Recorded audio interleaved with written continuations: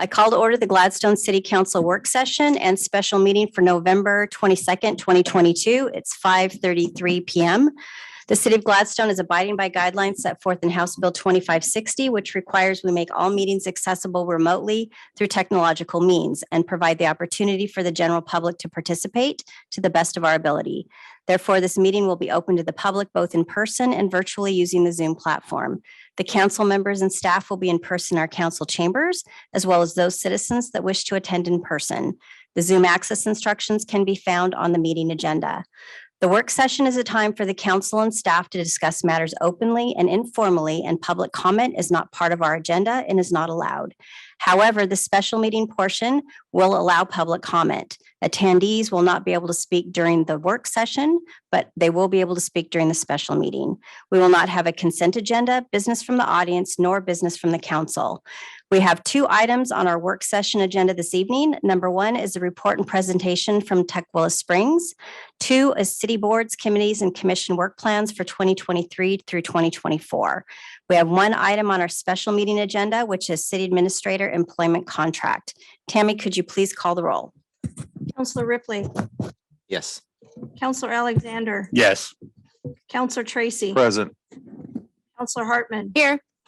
Councilor Todd. Here. Councilor Garlington. Here. Mayor Stemple. Here, could everyone please stand for the flag salute? Pledge allegiance to the flag of the United States of America and to the republic for which it stands, one nation under God, indivisible, with liberty and justice for all. All right, item number 1 is going to include Vahid Brown, who's Clackamas County Housing Services Manager, Elise Anderson, who is the Director of Property Management for Home Forward, Tanika Cutsforth, the Asset Manager for Clackamas County Housing Authority, and Biana Jessic, who is the Resident Services Person for Home Forward. And they're providing an update on the Tukwila Springs development. And welcome. Mayor and council, if you could give us just one moment, we're going to try to pull up their presentation. It is in your packet, but it's sideways. And if we pull that up on the screen, it will show to the public sideways.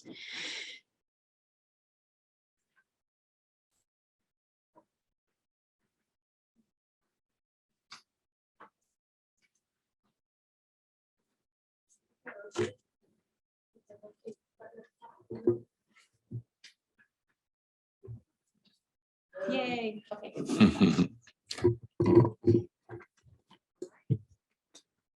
All right, thank you. I think we need to press the buttons to get the microphones on, just to. All right, thank you, Mayor Stemple, City Council. My name is Vahid Brown. I'm the Housing Services Manager for Housing and Community Development in Clackamas County. Thank you for this opportunity to give an update on the project Tukwila Springs in the City of Gladstone. I'm going to share the table with my colleagues here from Home Forward, which are providing the property management resident services at the property. I'm going to turn it over to start our presentation to Elise Anderson. Hi, good evening. I'm Elise Anderson. I'm the Director for Property Management Home Forward. So my team provides on-site property management for the site, Tukwila Springs. And just to give you a sense of what that is, we do traditional property management, which is collecting rent, making sure bills get paid. We're doing maintenance in the units. That might be routine maintenance. It might be preventative maintenance to kind of make sure that the asset is maintained. We do waitlist management. So we're pulling off applicants off the waiting list. We're doing screenings. All of that is kind of what would normally be under the umbrella of traditional property management. What makes Home Forward a little bit different is that we engage in what are called trauma-informed practices. So staff get tons of training related to being trauma-informed. This often comes up when we're doing lease enforcement. So we try to build rapport with folks early on so that when we do have to have difficult conversations around lease enforcement, that they're easier to have. And then the other piece of that is that we also are working really closely with our colleagues in resident services when those situations come up to be able to kind of address them and hopefully keep people housed. So I think I'll turn it over to you and talk about resident services. Good evening. Thank you for having us here tonight. My name is Biana Jessic. I'm the Director for Community Services, or often referred to resident services. And as Elise said, our team provides pretty much access to services on site. We do a lot of coordination with local community partners. We do a lot of support for the residents who move in through this outreach model, as well as service engagement model that is based in trauma-informed practices, motivational interviewing, assertive engagement, specifically trained to work with folks who experience vulnerability and barriers. We offer a variety of services and then contract also with Native American Rehabilitation Association that provides case management services to residents residing at Tukwila. So we sort of have like 2 or 3 different umbrellas of services provided: resident services model, then a permanent supportive housing model, which Jessica will be talking about in a minute. We also work with NARA to provide case management services that provide in-depth approach to supporting the household. The model that we also really take a lot of pride in, as Elise said, is that we see this as a team approach. So everyone who's on site works together. So when things come up, the property management colleagues will reach out, and then we work together in a kind of like unified approach, really, to offer wraparound services. So I'll pass it over to Jessica. Yes, I can tell you a little bit about more about NARA and Permanent Supportive Housing Services, and then I'll pass it back to Elise. So I'm Jessica Karam. I am the program manager with Community Services. So I more broadly oversee the services at Tukwila Springs. And NARA, as you know, is our contracted service provider for permanent supportive housing services. And they are going to provide 3 case management staff. They currently have 1 staff on site, but we are in the process of getting 2 more case management staff on site. And the way I think of permanent supportive housing in regards and in relation to resident services is resident services really provides more of that community aspect and kind of community engagement, working with the community more as a whole. And then the case management staff are there to work a little bit more one-on-one with folks and do that, that deep dive into some goals that they may have and walk hand in hand with them. If that's, getting approved for SSI or, getting connected to a primary care physician. So it's really great that we've partnered with NARA to where we can provide some culturally specific services here at Tukwila Springs. I think that Clackamas County in general has a fairly robust population of folks who are Native and Indigenous who are experiencing houselessness. So it's really nice to be able to offer those culturally specific services through NARA at Tukwila Springs. And I'll pass it over to Elise to talk a little bit more about demographics. Great. And just so we're keeping pace, if we could, a couple of slides. So on slide, there we go. And so that's just an overview of kind of all the partners that are involved. And then the next slide, thanks. So just a quick overview of the property and how applicants kind of access the property. So applicants to Tukwila are 50 years of age or older or experiencing a disabling condition. They should be exiting houselessness or at risk of becoming unhoused. That might be somebody who's like couch surfing, like they're staying with their sister, but they only can stay for 2 weeks. And after that 2 weeks, they're going to be back on the streets. All of the applicants are referred through what's called Clackamas County's Coordinated Housing Access. That's kind of a central number. Folks that are homeless in the county can access. They do an assessment, and then based on that assessment, may find them appropriate for Tukwila and put them onto the waiting list for Tukwila. There are 2 preferences for that waiting list. And so these preferences, basically, if somebody meets one of these 2 preferences, they go right to the top, regardless of when they applied. That includes folks that are chronically homeless and living in the Gladstone area, as well as folks that are Native American. And again, that gets at that preference that we have working with culturally specific provider and NARA.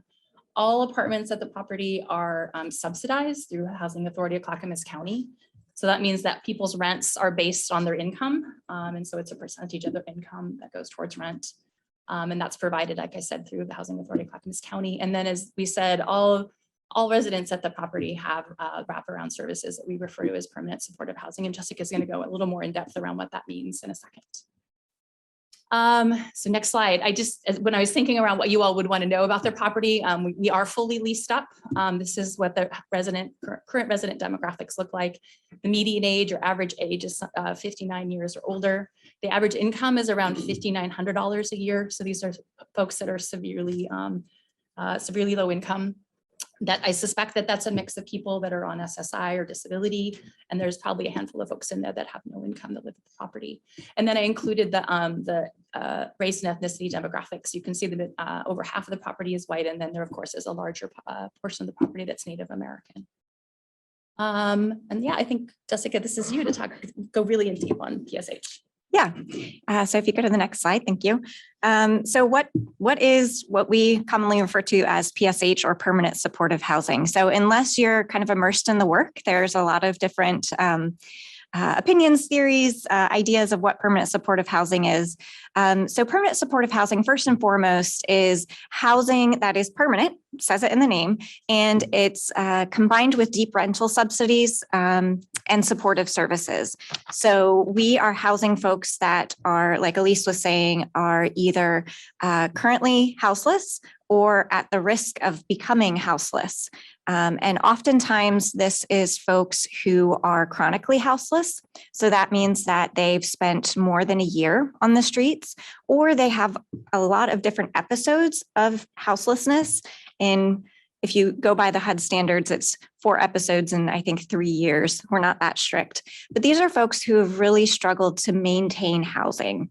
And so they come into housing with a lot of complex barriers. So that may be things like maybe their eviction history, or maybe it's, their criminal background, or maybe it's the fact that they are struggling with substance use. So there's all these barriers that are kind of working against them to prevent them from getting into traditional housing. And that's really where permanent supportive housing steps in. So we also provide resident-led independent living with supports needed for long-term stability. So I think that there are a couple different keywords in here. One is resident-led. So we always want to make sure that we are providing the services that the residents need and the residents want. It's not us coming in and saying, this is what you need. It's asking, what do you need? And then providing that. And then it's independent living. So this, and we'll go into more detail in the next slide about what permanent supportive housing is not. But this, people who live in Tukwila Springs have a lease, just like anyone else would have a lease. They're obligated to abide by the lease.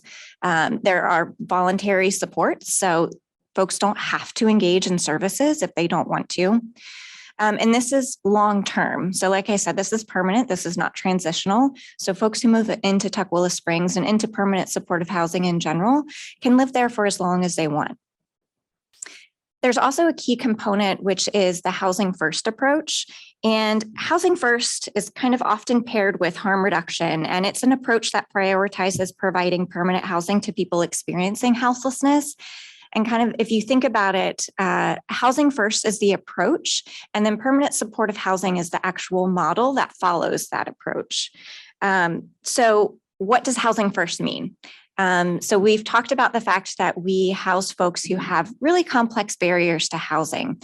And so we, instead of saying, no, you have to jump through all of these hoops, like you have to be connected to mental health services, you have to be clean and sober before you move into housing. We want to provide that housing first, because doing those things when you are concerned about how you're going to stay safe on the streets, or where you're going to sleep that night, or how you're going to get food, is really difficult to work on those goals when you're experiencing houselessness. So we want to provide that housing first.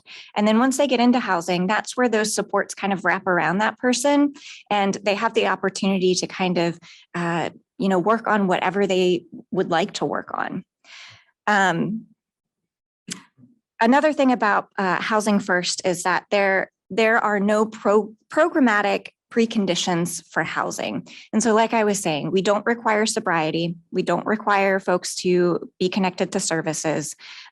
We want to be as low barrier as possible to get these people in and then provide those services to them. And then the harm reduction piece kind of comes into play, because we realize if we're providing people housing first, we're going to be bringing people into housing who are still struggling with a lot of these issues, that are still struggling with their mental health, that are still struggling with substance use. And so we're going to try and work with those people, not to say if you use on site, you're automatically out. We're going to say, okay, like, what do you want to try and accomplish? How can we help you be stable in housing and do the least harm to yourself and the community while working on this goal? And that's kind of where that harm reduction piece comes in. And this is actually a proven outcomes-based best practice for housing success.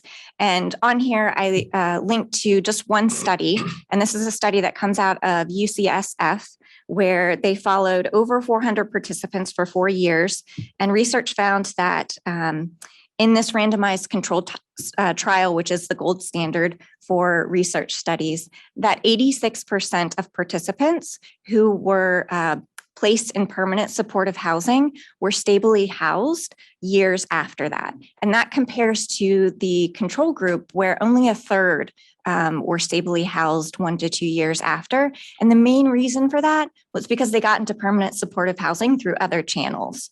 So this is really a great way to help folks who have those complex barriers really become successful in housing. There's a couple other studies that I was going to reference. One of them is a local study. It's kind of old. It's 2013, but they did this study through CORE, which is the Center for Outcomes and Research Education. And they did it on Bud Clark Commons, which is in Portland and in the Home Forward portfolio. And they actually found that after 1 year of being stably housed at Bud Clark Commons, which is a permanent supportive housing site, so housing a lot of the same folks, that monthly Medicaid costs decreased an average of 55% per resident, and they saw significant improvements in self-reported physical and mental health, as well as overall happiness.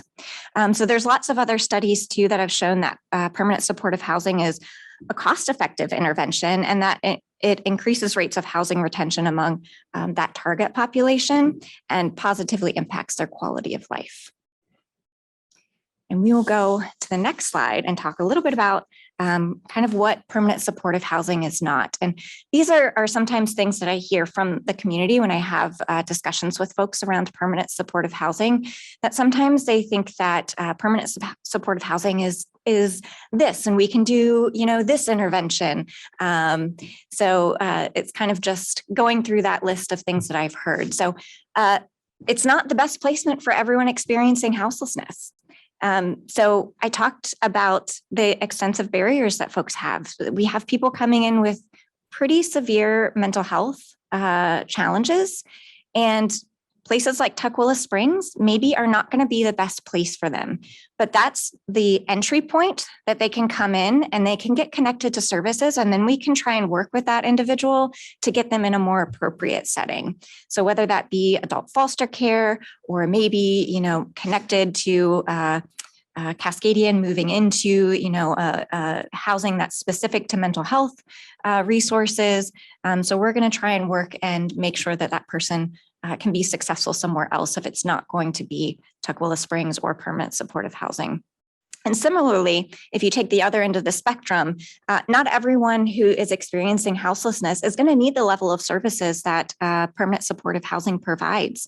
So maybe it's someone who, just lost their jobs, really down and out.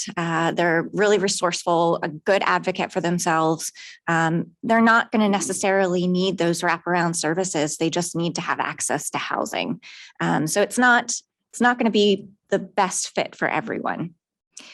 Talked a little bit about this in the beginning, but it's not a short-term housing intervention. So it says it in the name, permanent supportive housing. So this is permanent housing. We're not housing people to then, quickly turn around and move them into other housing. A lot of folks do tend to think that permanent supportive housing is transitional, but it's not. It's not an adult foster care for people needing daily assistance. So that's something that would kind of fall outside the scope of permanent supportive housing. Those folks who may need, reminders of when to eat or help, create meals and, maybe bathing assistance. We can house folks who do need quite a bit of assistance, but we want to make sure that those supports are in place before, because permanent supportive housing is not really set up to provide that level of care. And it's not a residential behavioral health program. So we're not able to pass out medications. We don't have any prescribers on site. We do have behavioral health case management staff, but they're there to kind of do that, maybe counseling and kind of cognitive behavioral therapy type stuff to help people work on their goals. They're not going to be prescribing medications. And it's not unassisted living. So it's not here, like, here's your housing and good luck. We do have those wraparound services that hopefully will provide the level of support that people need to become successful. And I also kind of wanted to touch a little bit about touch on the housing crisis and the effects of the pandemic. So I know you all have probably seen it, but pre-pandemic, we were in a housing crisis where rents were going up. We were seeing, folks becoming houseless more and more often. And I think the pandemic just really highlighted that. And it also just made things a little bit worse because folks didn't have the access to services that they once did before the pandemic. There were a lot of services that were shuttering and closed or that were short-staffed. So we're really seeing a really big need, especially now, for places like Tukwila Springs that are going to provide those services that these folks need. I think it's also fair to talk a little bit about the stabilization period of folks who are coming into this type of housing, especially since going through the pandemic, not having that level of service that someone might need. We're getting folks that are pretty acute in their illnesses or pretty acute in their needs. And there's going to be a stabilization process and timeline. And for permanent supportive housing sites that are already established, it tends to take about a year for folks to really stabilize from chronic homelessness in housing. And that's just getting used to following rules and being, around people and living inside. We have folks that sometimes will set up their tent inside their apartment because they're not used to sleeping in an apartment. So if you take that stabilization timeline, and then for a new property, you have, for Tukwila Springs, we have 48 new people coming in all at once. And not only 48 new people, but we have new staff and, new systems. And this is new for Clackamas County. So all of this newness kind of lends to that transition and stabilization period. That's going to maybe escalate things a little bit, but I think that I already see some really great strides in the community at Tukwila Springs and the coming together of community, which is really great to see too. So I'm going to stop there and I'm going to pass it over to Vahid to talk a little bit about what happens when someone is not a good fit for permanent supportive housing. Yeah, thank you. So the county, we own the property. The Housing Authority owns Tukwila Springs and developed it with bond funds from the Affordable Housing Bond. But the county's role also is to kind of operate and fund a continuum of services for folks experiencing homelessness or at risk of experiencing homelessness that meet different types of needs that aren't all so severe or maybe more acute than those that are being met at Tukwila Springs. So Elise mentioned coordinated housing access, or CHA. So we have a system to assess and keep track of everyone in the community who is experiencing homelessness or reaches out to us in a housing crisis. And we assess them for the most appropriate intervention to respond to their need, the type, the duration, and the intensiveness that best meets the need of the household or family that's reaching out to us at that time. If it's a one-time payment to cover a debt to prevent an eviction and that loss of housing, then that's a limited duration, low intensity intervention that's appropriate to resolve that crisis. But for folks that are being served at Tukwila Springs, that isn't going to cut it, right? These are, as we heard, these are folks who have been experiencing homelessness for long periods of time, have disabling conditions, have little to no income, and are not going to be able to maintain stable housing without ongoing intensive support. But they're also able to maintain, activities of daily life. They're able to live independently with the supportive services on site and be successful in their housing. That's our hope. But the county also, coordinates with other divisions within Health, Housing, and Human Services, behavioral health, the health centers division, with nonprofit partners, the regional CCO health share. And we work on coordinating across these systems to find the most appropriate level of care for folks who aren't going to be best served by the housing system. So the housing system's goal is to prevent homelessness and to resolve people's housing crises, but we are not providers of medical care or behavioral health care. And so we coordinate across those systems to provide that level of care and identify the best available resource for someone who isn't able to perform activities of daily life independently, and coordinate with that neighboring system to make that more appropriate placement. It's to me. So we're going to transition a bit and talk about what the staffing levels look like on site. Next slide, please. Thanks. So under my team, there is a half-time property manager and a half-time assistant property manager that oversee the site. They are there Monday through Friday during the week. There's also 1 day a week roughly of a maintenance mechanic that helps to address any of the maintenance issues that are going on site. And I would encourage folks, if folks have concerns related to Tukwila, they're seeing things, there's both a phone number and an email address. The APM, the assistant property manager and the property manager check both of those. And that would be kind of the point of contact if people are having concerns related to something that's going on at the property. I'm not saying the property manager is going to be the one to fix it all, but certainly we're kind of the point at which we triage things out and work with the resident services team to figure out what's going on and to find a fix. So I'll let you talk about resident services. Yeah, so as you can see from the slide, we have 3.5 staff over under resident services team. We have resident services coordinator, and then we also have resident specialists. So what's sort of different between all of these folks working on site? So the resident services coordinator provides, as Jessica mentioned earlier, access to the community. They help build partnerships and relationships in the community. They really take that approach to build that sense of community, a sense of belonging.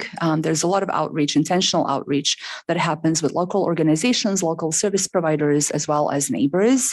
And the whole idea is really to focus on 4 different areas of services: housing stability, economic opportunity, sense of community, as well as resident engagement. So we invest a lot of time and efforts to engage residents in their own activities, making sure that they are feeling that sense of community and belonging by investing in their own community and basically connecting with each other and their neighbors.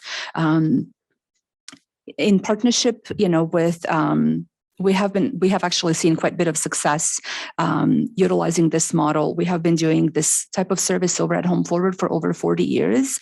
And we have, as Jessica said, followed a lot of research. We have also done our own research internally. And we know that this type of models are really successful because we know that just housing alone isn't enough to be successful for folks who are very vulnerable members of our community and require a lot of assistance. We also have resident specialists on site who provide front desk coverage and pretty much any type of maybe some light housekeeping, respond to potentially crises. They're there on site 7 days a week, working also outside of business hours and then connecting with residents in case crises arise or anything else, comes up that then they need to follow up with resident services coordinator, case management, or other folks. One thing that I would mention is that what we see often in permanent supportive housing models, there are a lot of other service providers who support residents with various needs, whether that's mental health or food insecurity or whatever else might be the case. And this is where the resident services, plays an important role of making sure everyone is collected. So we provide holistic approach and then avoid duplication of services to make sure that, what we provide to the resident is unique and not just repetition of services provided by many providers.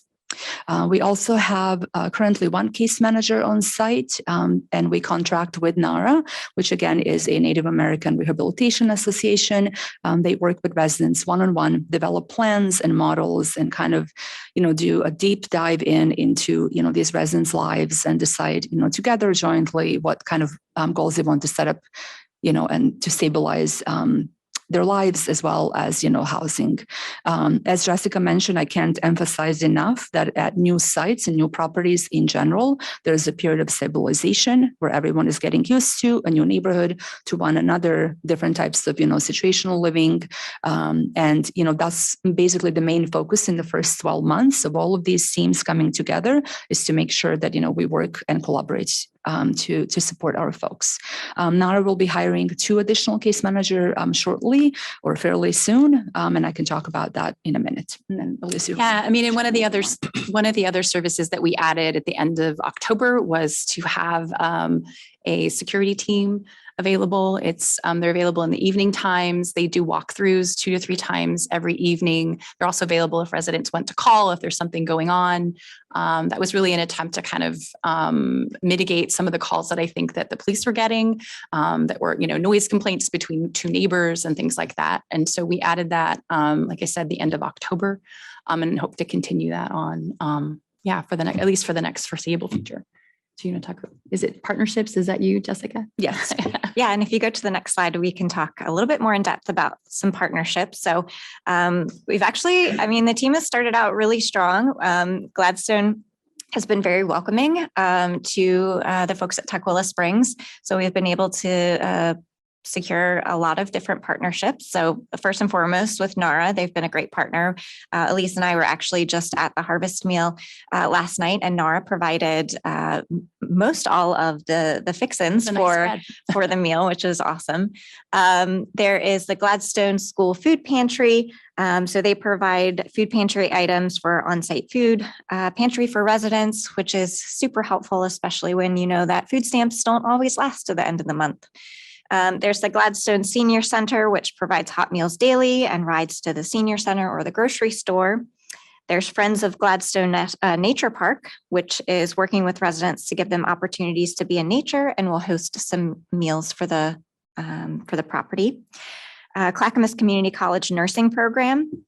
So they've worked out to where nurses will be on site to do health checks with residents. And they're also looking into nurses giving classes around health issues and preventative health, as well as more. And then the transportation reaching people can take up to 10 residents shopping on a regular basis. So we've had some really great opportunities to partner with some Gladstone organizations. We'll go to the next slide. Yeah. All right, so what's next? As I mentioned, NARA will be hiring 2 additional case managers. We will continue to work on stabilization plans, continue to develop individual plans with each resident, continue to reach out to our partners in surrounding areas to bring even more additional services, and really do intentional work around community building as well as resident-led activities. And as I said earlier, if folks are interested in accessing the property, it's through Clackamas County Coordinated Housing Access. I have cards that have their number on it. So if you come across folks or people that are interested in accessing it, that's how they would access the property. I'll turn it over to you. And so more partnerships. So we're actually exploring some more partnerships and planning for future events. So we have some great folks on site who have these wonderful ideas about bringing in local Native tribes to do some Native storytelling or some Native events on site and to invite neighbors to that. Food forest gardening classes. They're looking into doing some chair yoga classes, dancing classes for people who use mobility devices. And they're also looking at some adult education. So lots of ideas kind of spinning, lots of opportunities for the community to get involved and also the neighbors. I think that we find that that's really important to kind of bring neighbors in so they're not maybe as hesitant to be like, oh, okay, what's going on over there? Come on in, like enjoy, see it, celebrate with us. And we found that to be very valuable. So I think the next slide is questions. Well, we have some other slides here, staff. Oh, yeah. So in your packet, you have copies of calls for service from the Gladstone Police Department and also from Clackamas Fire District. If you have questions regarding the calls, then Chief Schmerber is here and available to answer that. I know that Chief Schmerber has been meeting with this team to try to talk about how can we mitigate and reduce the number of calls for service that we've been receiving. Do you want to summarize that a little bit, Chief? Yeah, sure. Thank you. I've had a few conversations now. Most recently, I think yesterday, conversation with the team regarding calls of service. Now, although we experienced initially a lot of calls for service over the last month, we have definitely received some more. In fact, I believe it was 34. But in that, we found that a majority of those 34 were behavioral health issues and phone calls with that. In conversations with this team, we're working with, and I'm actually having meetings next week. And how do we reduce that? How do we increase staff there to prevent those calls for service from coming? So we're continuing to have those conversations. My biggest concern, obviously, is community safety in and around the facility. And I think they recognize that and reducing our call load. We're not getting as many calls from the community Not to say that they're not seeing something, we're just not receiving those calls, so I can't report on that as much as we were originally. However, the calls that we continue to get are concerning, and which is why we're in conversation. So I think both sides are very open to working through this issue, and we'll give it a try. We have agreed that it's a priority for this facility to be successful. And we're going to work as hard as we can to get it there. And part of that is us not spending so much time there.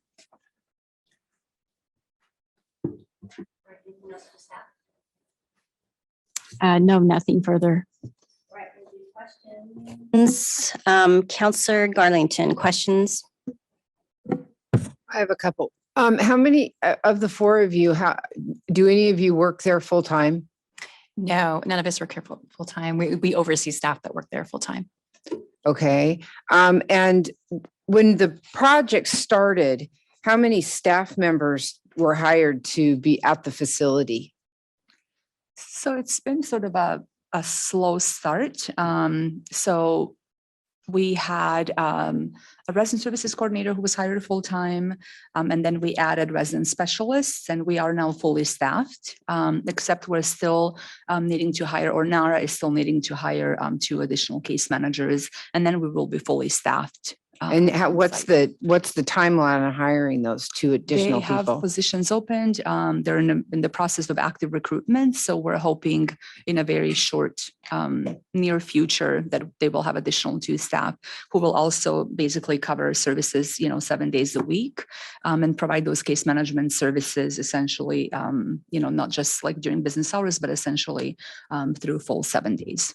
Okay. So I think I'm coming to this completely open-minded, and what I want to make sure happens when I listen to Clackamas County meetings and they talk about needing another facility, I want to make sure that the next one that goes up in a neighborhood full of people, that it's staffed from the get-go based on how many people, how much need, everything like that is looked at beforehand and not hired after because things arise.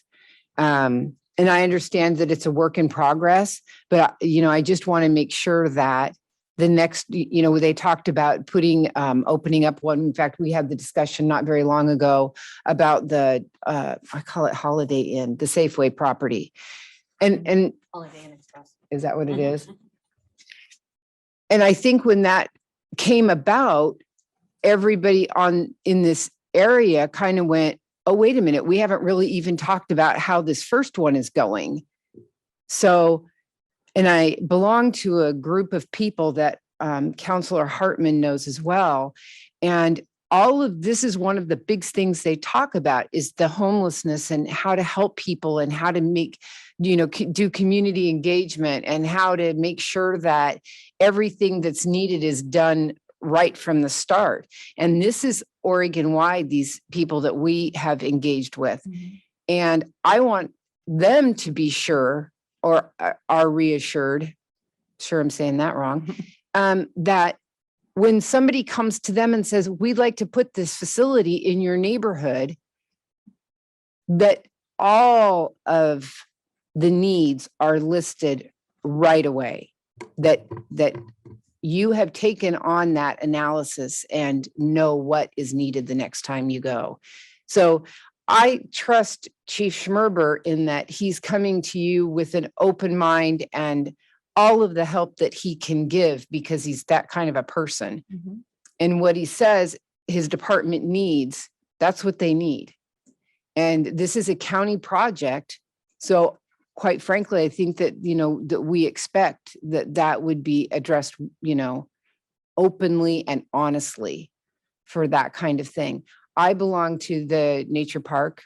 I've been, Councilor Hartman and Mayor Stempel and I did a dinner down there, and it was truly enlightening. And we met some great people, kind people, got to see what some of the needs are that our community can help with. And we're looking forward to coming down and doing another dinner down there. So yeah, it'd be great to have you. I know last night was Jessica said, was our first night there, kind of getting to connect with people. And it's, it takes bravery, I think, for a county or a city to kind of take this kind of thing on. But when you see like the 48 people who formerly were living in tents and sleeping in cars, and they now have a warm Right. place to sleep, like it makes it all kind of worth it. Yeah. Yeah. All right. Thank you. Counselor Ripley, I have no questions. Thanks. Counselor Alexander, I just was wondering on the overnight security, was there never not overnight security there? I'm going to be honest with you. It was one of those things that we weren't sure we were going to need, but we knew we would have in the budget if we needed. And so that's kind of where we're at now, is that we have people doing walkthroughs. I have driven by there in the evening time. I go in and see what's going on. It's always crickets when I'm there, but that's not to say that there's not something that might happen on any given evening. It's one of the quieter properties I've been at. But yeah, it was something that we'd had in the budget that we weren't sure if we were going to need. And so that's why we ended up adding it at the end of October. And that was after our initial meeting with the chief. Well, that says overnight. Is it 24/7? Is it not during the day then? It's not overnight. It's available overnight. So if it's available for residents to call if they're having an issue, if something's going on. And then they do walkthroughs 2 or 3 times a night is where it's currently staffed at. And the residents have access in and out whenever they want, 24/7. Yep, they do. Okay, thank you. If I can maybe just add to this is that, we're still, of course, learning so much about permanent supportive housing because it really has been around for about 15-ish years, right, as a model. So we're learning a lot about, what's the right basically even shape of the building. What is the right number of people, in the building? What's maybe the right location? How do we choose places? Is it close, to transportation? What is the right staffing level? Do we need security? Do we not need security? Some sites may need security, some sites may not, so we really are, taking a minute, to really look deeply into each of these sites, each of these models, and try to really draw, best practices and some lessons learned, so that as we move forward, we have something like real evidence, to plan, future models and future events. So it's part of the reason where we kind of took that approach, with the security. We didn't want to start right away until we see what are really the needs of the residents after we do some assessments and, measure and then intervene as soon as, we need to. And some of these, new options that we are implementing are basically a result of just staying on top of, new developments and then working with our colleagues, of course, at the county level, the Clackamas County Housing Authority, and then just, troubleshooting and looking at what needs to be changed or done differently so that we are successful, and most importantly, that residents who live at Tequila are successful. Counselor Todd. You were saying that they have leases, Yes. correct? So what if a resident comes in and it's not a good match? How are those leases broken, or is those signed later when it's realized that they are a No, good they- match? No, they sign it right out of the gate. Okay. They sign it right out of the gate. It's part of the multitude of forms that they sign to move in there. There is a progressive lease enforcement structure in place. So people, if it's not like a one thing and you're out, typically people start off, it depends on the degree. If it's an extreme, we will start with what's called a 30-14. That means you need to be out in 30 days unless you fix what it is in 14 days. Most people get it together and they fix it. But once somebody has that 30-14, they're on kind of a probation. And so if there's a similar occurrence in 6 months, then we go to what's a more traditional eviction notice, which is a 10-day notice. If there's extreme behavior, and the ORS kind of breaks down what that extreme behavior is, and it's a really narrow group, you can do what's called a 24-hour notice, but those are pretty rare. So we try to do, when we are doing lease enforcement, we try to be really proactive, engage with resident services. Our kind of approach is to go out to the resident and say, listen, you're going to be getting this notice. Don't freak out. Here's kind of what you need, you screwed up. Here's what you need to do going forward. And here's some services to kind of help support that. We're not just like slapping notices on doors or mailing them directly. But yeah, no, people have leases. They need to abide by them. And we hold them accountable to that. How long are the leases? It's typically a year-long lease and then it renews month to month after that. It's not like a traditional kind of residential where you have a lease and then you go see your landlord and then you have another year. It just kind of, it kicks over. Okay. It goes to a month to month. And I remember when we were first looking at the model, there was talk about having medical services on site and maybe a social security satellite or building. Wasn't that something that I recall? There's a medical room on site that's kind of off to, there's like a health room, and you can talk to that, Jessica. You know more about it than I do. Yeah, they have a clinic kind of area at Tukwila Springs, and it's set up to where folks can do telehealth. They are looking at bringing services on site. At Bud Clark Commons, we have a wound care clinic that comes in and does wound care. So it would be something similar if we can find an agency to partner with that can provide those services on site. That's absolutely fantastic. And we'll bring those folks on to provide, it'd be wonderful to have primary care, but at least we can do that telehealth there. So it helps people who may struggle to actually get to primary care appointments or things like that to do it from there. Thank you.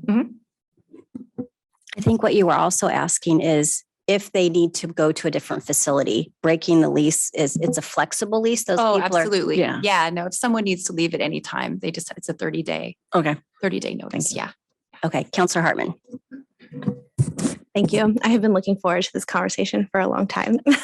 And providing some context, I've worked with all of the organizations, with NARA, with, CHA, with, all of them, and as well as Home Forward. And they're like sort of two pictures that I want to paint. I've had experience working with NARA and Home Forward, with Nesike Ilahi and with Hayutilixum in Portland. And I point that out because, as you were saying, you want to measure each facility differently and see how the community works. And for me, we're not Portland, and this is very much a community effort, as you have seen by all of the partners. And then the other context is working with Home Forward when I was at Marriott, and we did the vouchers, and we also happened, when there's transitional housing. And why I bring that up is we would have not been prepared to deal with the folks coming in if we were not trained properly, if my front desk staff wasn't trained properly, if the housekeeping wasn't trained properly. And I think that same model should be applied to the entire community, because this housing is 0.3 miles away from a middle school. And as you mentioned, sobriety is not something that is taken into account, that substance abuse or substance usage could be happening on property. I want to be very mindful of that. I'm a mom of an 11 and 8-year-old. So majority of the calls that I get in this community are from parents. And so a lot of people sharing their concerns with their middle schoolers walking home. And while I can see the concern with that, as long as we educate them, like what to do, what to look out for, and connecting with the school, I think that's what people are wanting, right? Because we are very much a community effort, providing those wraparound services with everybody. And as long as, we're providing that education to the school district and to our kids about what to look for, who to call, maybe it doesn't have to be our police department, maybe is the number on here. Providing those resources, I think, will alleviate a lot of the stress. At least when I speak to parents and caregivers about that, hey, you can call this number, or if you see that, this is how you can keep safe in those scenarios. And I just wanted to provide that because I think we all are so excited that this service is here, and PSH works. It does work, but it is a team effort. And because Gladstone is Gladstone and we're not Portland, I don't want to leave you high and dry, and very much want to be that partner for you all, because you can't do it alone, right? Because that's the things that I've heard and seen is people can leave and go come and go as they please, and we don't know what to do, right? And so those were sort of my points that I wanted to point out. I did have a question for you, Chief Schmerber. On the calls, are the majority of these calls coming from community, or are they coming from the property? They're coming from the property. So we didn't capture, it's very difficult for us to capture all the calls coming in from outside the property. We've since changed that, the way we're tracking it. Now we're tracking anybody who is actually staying at the facility, who's contacted within the city. We're writing a report and tracking that for whatever reason. So if we go on a call that is a mile away that has any nexus, we'll track that, look at that, and assess that. So. Okay. And then just for clarification, on our beautiful graphs here, we have responses by month. It's September 29, October is 20. And then the responses by day of week. So this number, Wednesdays, the number 16, we're talking like 8 weeks, there's 2 calls on Wednesday. Or, an average of whatever that And may be. yeah, so so like on Wednesdays were highest days. Yeah, what goes on And, Wednesdays? on 12, Thursday, and then, so basically Wednesday through Saturday seem to be the high flyers Right. for us. And then September seems like a huge month on all Yes. counts. But it looks like it dropped completely in November, which maybe is in correlation with the hiring of security. I don't know, maybe. It might Well, be. I mean, yes, but yes, it's dropped, but we're still getting a boatload of calls that we'll work with and strategize with them on how to alleviate. So. Sure. Well, that was all. I'm excited you're here. Thank you. So this November number doesn't reflect how many we actually have this month? So I believe November 8th is when the cutoff was. Okay. And since then, we've received more. Yeah, Okay. so I have a total of 106 calls from law enforcement since they've opened, and fire and emergency has responded 21 times as of November 8th. Okay. All right. I have a couple questions. I see that you will have 3 case managers for the Native American tenant residents. Do you have case managers for everybody else, or do these 3 case managers, are they going to help all of the residents or just this one particular demographic? So yes to both. So the way this is funded is, so we have 12 units who are funded through OHCS, and that has the 1 case management staff, and that has a preference for Native American folks. That's the person we have on staff right now. And so NARA is hiring those 2 additional case managers to provide case management to the rest of the 36 folks. So it will be, yes, there's a preference for Native and Indigenous folks, and they can provide that culturally specific service. But those 2 specific case managers are there to provide that to all residents. Okay, awesome. Counselor Tracy. Thank you. So Counselor Hartman asked a couple of questions I was interested in. The Wednesday spike was one, obviously. Real quick here for me, I think that I understand how you kind of meter it in, but I'm a little lost because in the conversation, because to me, it seems like you have a combination of a lot of folks who come from a lot of different experiences, right? Mhm. And I'm not really sure. I mean, I know that you want to probably run this balance between having an environment that feels like it's onerous with regard to security or something of that nature. But at the same time, you still truly do have a calculated risk, do you not? You've got 48 folks who are combined from very different experiences. So I'm not sure why you wouldn't start off having a couple of folks in there to kind of help with maintaining that calm or maintaining whatever environment you want that is ultimate your optimum environment. And to that, I think we got ourselves into a position here from the city's perspective where we want to be very supportive of this program. I certainly do, as a representative of the folks in the city. But that question has to be asked, I think. And so I don't need an answer tonight, but I think I need some thought on it so that we could talk about it a little bit. Because it seems to me like you can kind of wish for the best, but a lot of times the probability is not going to be there, especially when you have variables and factors that are so outstanding with regard to how some folks would react, right? So that's a question in my head. I'd love to entertain a response at some point, because to me, it seems like you're building out these models, but I also hear that these models exist in our surrounding communities, right? So maybe it's experiential that's the way you've started off with those models and it's worked out. I just would like some more information about that, because I thought, from my perspective, is if you're really bringing it into the community and you want the community to embrace it, you've really got to be there with best foot forward, right? So I'm not commenting on behavior. I'm not commenting on anybody, on up or down or bad decision, good decision. Just want to understand a little bit about how the modeling works for me. The other thing I was curious about is that when I look at and it's unfortunate because think it gets kind of lost in the data, right? We have a lot of information about the police response, right? Mhm. And when I see behavioral health, I'm taking my own assumption or my own guess at what that means. But I also feel like from our perspective, it would be good because I don't want folks who are in crisis. Mhm. Frankly, you could be in crisis. I could be in one of your rooms and I'm either in my tent in the middle of the room or I'm in the corner and I'm not having a good day. And for a reason or another, somebody decides that I need intervention, Right. either with emergency services or in the case of police department.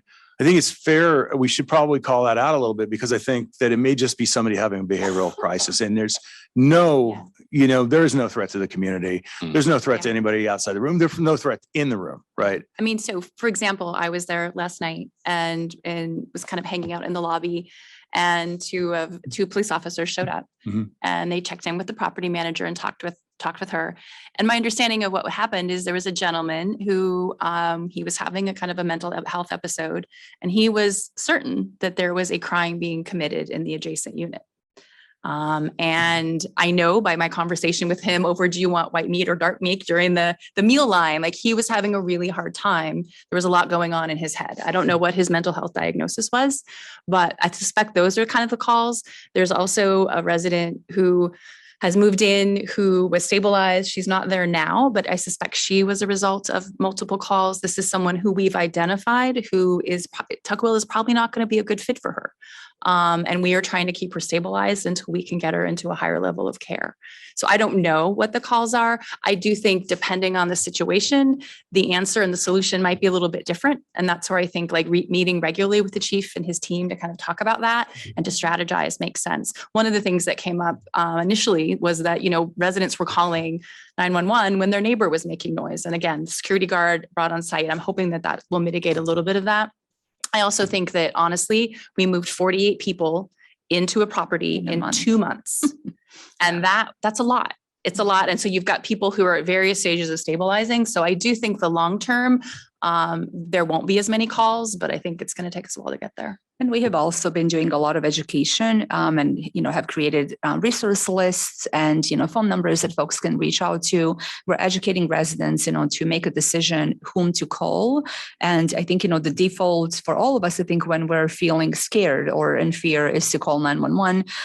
But we're trying to be really mindful and intentional around that educational piece and whether or not they actually really need to reach out to somebody else. Maybe it is a situation that they can connect with their case manager and really brainstorm and connect with a therapist or counselor rather than really reach out, to the police department. But it is, that period again of just stabilizing the residents, teaching them, taking that moment, to really educate them. And especially for some folks, who haven't lived in an apartment for over a year or who knows how many years, this is all pretty new. And they are learning, to be neighbors and community members as well. And I think you alluded to this, Councilor Tracy, where taking all of that into consideration and thinking about the folks who've moved in and before they were living in tents. And so when they were having a mental health crisis, there may not have been anyone nearby to really report it. There may not have been anyone to give them help. And now we have those folks coming in and having those touches with service providers.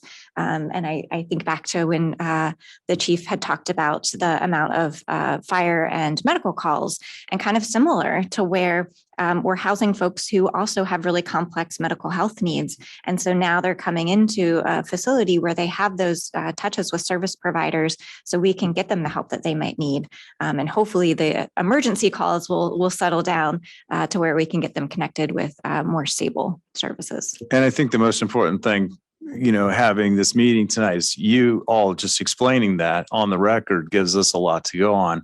And again, what happens is you have a data point and you don't have the info. And I'm going to say we have a data point. We don't have the information, right? And it's not on you or your organization. It's just that it's good for clarity too, because I think from the neighborhood's perspective, we're thinking security, right? And we're thinking safety, and we're thinking safety with good neighbors, right? So I appreciate y'all just doing what you just did, because I think it's important for us to understand what's happening and how these folks are experiencing it. I hope nothing but success for them. The only other question I ask is, do you have veterans too living there, or do we have some other programs for those folks too who are experiencing We don't- I'm houselessness, sure we do have correct? veterans, But we don't have a preference or anything for. But you veterans don't, there. you don't necessarily track that, but they would have additional wraparound services, I would assume, Yeah, and many of the residents there have additional wraparound services to what was outside of your. outside of what's been described Sure. here. So there's folks that are pre-enrolled with a care coordinator or a law enforcement assisted diversion case manager from Central City Concern, that they may have been working with that person for a year.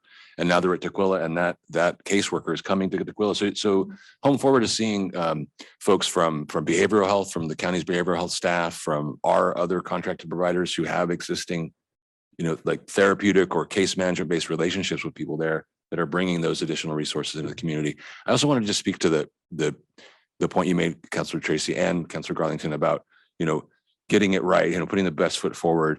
We are invested in that. I mean, that is our commitment to these projects succeed. And it's not in isolation, it's as a system, right? The county is committed to making homelessness rare, brief, and not recurring. So we can't do that alone. No project can do that alone. That requires the whole community responding to this crisis. And we are committed to the partnerships that we need to lean into to address, like, okay, it's 4 months in and there's a lot of police calls. So we need to work with the police department. We need to work with behavioral health. We need to address this. And we're practiced in it, right? I mean, we've been operating a motel-based transitional housing program for over 2 years.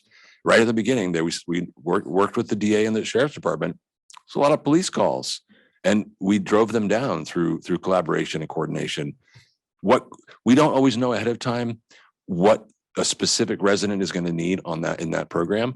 But we're committed to coming alongside our partners and making sure that those resources come to bear when that occurs. Just so you know, it wasn't a criticism on my part. It's just, I don't understand the planning horizon on something like this. It's not my field, right? And so I appreciate your answer. And I think that's great, because first, recognition, identifying, and then going, moving swiftly, I would assume, to make sure that you have the proper resources in place. So it wasn't a criticism on my part. I'm just trying to understand exactly how your program works. So thank you for all your answers. Yeah, of course. I just have one comment, and that is, when this whole project was just a vision, a crazy vision up in the sky that nobody really knew was going to work. I met a gentleman while decorating the holiday tree here in Gladstone a couple of years ago that was in need, desperately in need. And when we went down and cooked dinner, he's a resident there. That's great. So he stuck with it, and it's been years, but he's there and he's very happy, and it's perfect. So I saw how it works firsthand. So thank you. Yeah, of course. Yes. One more comment just on what you were saying. I think as the county is moving forward into these projects. Oh, what is that? I'm done. I'm kidding. That we are being mindful that small cities like ours have very limited budget and resources. And so as police calls continue to go up or whatever they may be, like budgeting funding from the county when these projects happen for us to hire, community health workers, like on our end, like we don't have the resources to do that. Oregon City has success with that. To keep that in mind as we come into small cities, that we don't really have that flexibility to maybe add that in those budget line items when we're building, So that was my only comment. Noted. Councilor Garlington. Chief Schmerber, had you anticipated the amount of calls you were going to get, or that you would get more or some calls? Yeah, we anticipated an increase in call load. Okay. We just didn't know what it was, or what was going to be. Plus, we didn't know the staffing and the level of service that's being provided there, which is okay. But I do believe, based on all the conversations and my conversation with them, we have opportunities here to be successful. And so we're going to seek those out. Okay. And then I have one other, I know that our policemen are well-trained. Are they well-versed in the needs of this community? Yes, they're all CIT trained, Okay. if that's what you're asking. Yeah. Yeah, that's one of the requirements I had coming here. Okay. And so everybody is crisis intervention trained. They have all the resources. We work very, very hard and very well with the county behavioral health They provided tremendous services for us, so we want to maintain that partnership. And I think, not quite sure who's, Counselor Hartman's question about having behavioral health and, more in town. That's part of the conversation on Monday. So that's it. So there's opportunities. Okay, and then in response to what you had said, I appreciate that a lot. I was a little bit concerned that we had one caseworker for 12 people and not the rest of them. It just kind of, I don't know, that just blew my mind that we would not have put more people in as people were coming in to help people make sure they had everything they needed, and a lot more, I hate to use this word, but babysitting from the very start. So I would like to see that included in that model that you're working on for the next community, because that's why we're here, is so that we get it right and righter and righter and righter. So. Counselor Todd. I sort of have this constant question. So what's the plan?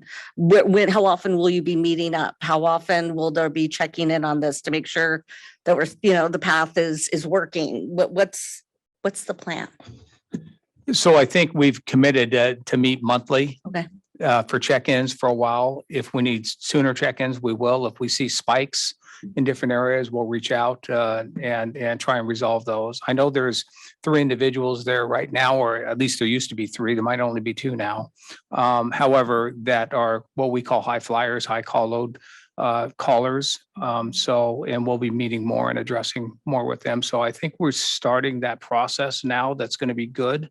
And hopefully we get a good turnover by, at the first of the year where we're doing better. Okay, thank you. Jackie. I have 2 quick questions. How many of the 48 are Gladstone residents and how many are on the wait list? So of the 48, I believe the initial list that we had gotten from Coordinated Access, there were around 12 referrals, but none of them actually ended up moving in. They had either other housing or there's something else going on. So I actually don't think that there's anyone that's currently living there that's came under the Gladstone preference. I did, Vahid's team just sent us 5 new applications to kind of get people pre-screened for when we have vacancy. And I think I saw at least 2 or 3 folks that had the Gladstone preference on that list. So nobody right now, but that again, it's an ongoing preference. So as people apply, they actually go right to the top of the list. The rest of the folks are based on the date and time they applied. Anything else from staff? Nothing further. Thank you. All right. Thank you very, very much for coming. Thank you. We Thank you really all. appreciate it. All right, item number 2 is the chairs and staff representative from the Parks and Rec Board, the Traffic Safety Commission, the Planning Commission, and the Senior Center Advisory Board will present their work plans for the calendar year 2023 to 2024. Staff. Thank you, Mayor and Council. The reason this is on your agenda tonight is because we have a path forward. And tonight you're going to hear from your board chairs and their staff person about their desires for the years 2023 and 2024. The information that they're going to present tonight is going to be incorporated into our department head retreat, which we are going to have on December 2nd. The department head retreat information and the work plans from our boards and committees will then be incorporated into an areas of focus for the new Gladstone City Council to consider as they develop their goals for 2023 and 2024. A lot of work has gone in from your volunteers. And so tonight, I think what we will do is just go in order of the packet and start with the Traffic Safety Advisory Board work plan.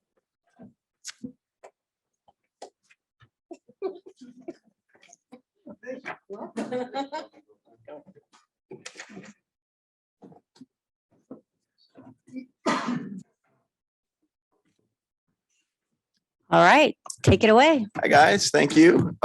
We are Traffic Safety Advisory Board. Of course, Chief Schmerber here is a huge asset to traffic safety in the city in general.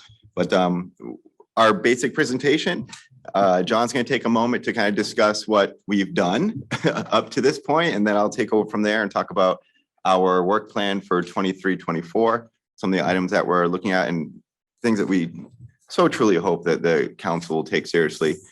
Certainly folks that are here in the building now and anybody that might be listening, I know we've got many, new seats, new folks coming on the board with the council. I just want to be very clear with our intentions with traffic safety. Mayor, Council, thank you very much for this opportunity. I just want to go over the 2022 goals that we set. And looking at, there was approximately 10 goals. Part of it had to do, a lot of it had to do with pedestrian safety and messaging. And I think we did a good job last year of accomplishing that. Messaging traffic safety information in the newsletter, Twitter, Facebook is ongoing, and we've done a good job with that, staying with that, developing strategy to increase participation in the meeting. We did bring on new members this year, and meetings offered in person and virtual have been nice now as we started. Awareness presentations for the community, such as community events, bike rodeo, festival type activities. And because now that we're out of COVID, we started kicking that off right away and have done a good job. They always help with missions for the police department. And we've actually started attending county traffic safety meetings to get ideas and start working in partnership with them about especially some of the streets that are county roads that are in the city and so on. So as you'll hear from Andrew when we talk about Jennings as we move on. And address other traffic safety throughout the city, utilizing grant funding for speed and pedestrian enforcement, which we've done a good job of and received grant money for that for extra enforcement. Really, the other big thing was the Webster Road, Case Road Enhanced Crossing. That is scheduled, that was approved and scheduled for completion in spring of 2023. And so there'll be a tie-in with that. So that's really going from Case on over to the nature park area. So they're looking in the right areas. Public Works has that all set up and ready to kick that off as soon as the weather gets better. So that was a huge win. That was one of our major goals last year. And then otherwise, we're also continually working with Public Works on speed reduction on if I can remember the name of the street, that'd be great, on Webster. So especially through that new crosswalk coming in and with Cracksburger Middle School being up there. So right now, so those are some of the achievements we've done throughout the year. I think we've been very successful, and I'll turn it over to Andrew now. Thank you. And we appreciate the city's efforts with, prioritizing traffic safety. The Webster Cason crossing is something that came up in the Transportation Safety Plan 2017, which I'll talk a little more about that fun document. But that was one of the projects that came up, and through, I guess you could say, collaboration with Parks and Rec, we identified that as a project that could benefit. And this is before even this project that we had folks talking about tonight, for that community was there. I'm trying to make it a bit safer for pedestrians. Now, as I go through our list, I'm going to go in reverse order from anything that you might have, and then I'll end it with number one. But and certainly if you have questions or anything, please feel free to ask. But the step 8, and this is really, I guess, asking for some guidance too from city staff. But the traffic transportation safety plan, again, is a document put together by an engineering firm that basically identifies projects in the city where there can be some improvement.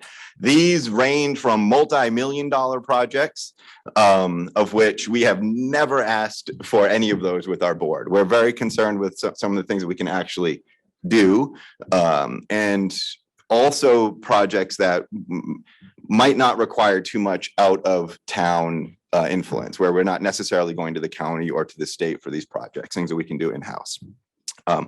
That transportation safety plan needs to be updated. My understanding of, and we're looking for guidance on exactly what to do with that, but my understanding is every 5 years there needs to be an assessment, or 7. every 7 years. Yeah, and that's why we listed it here as prep for 2025. Very good. Yeah. And I'm sure we'll receive emails about exactly what our role is there.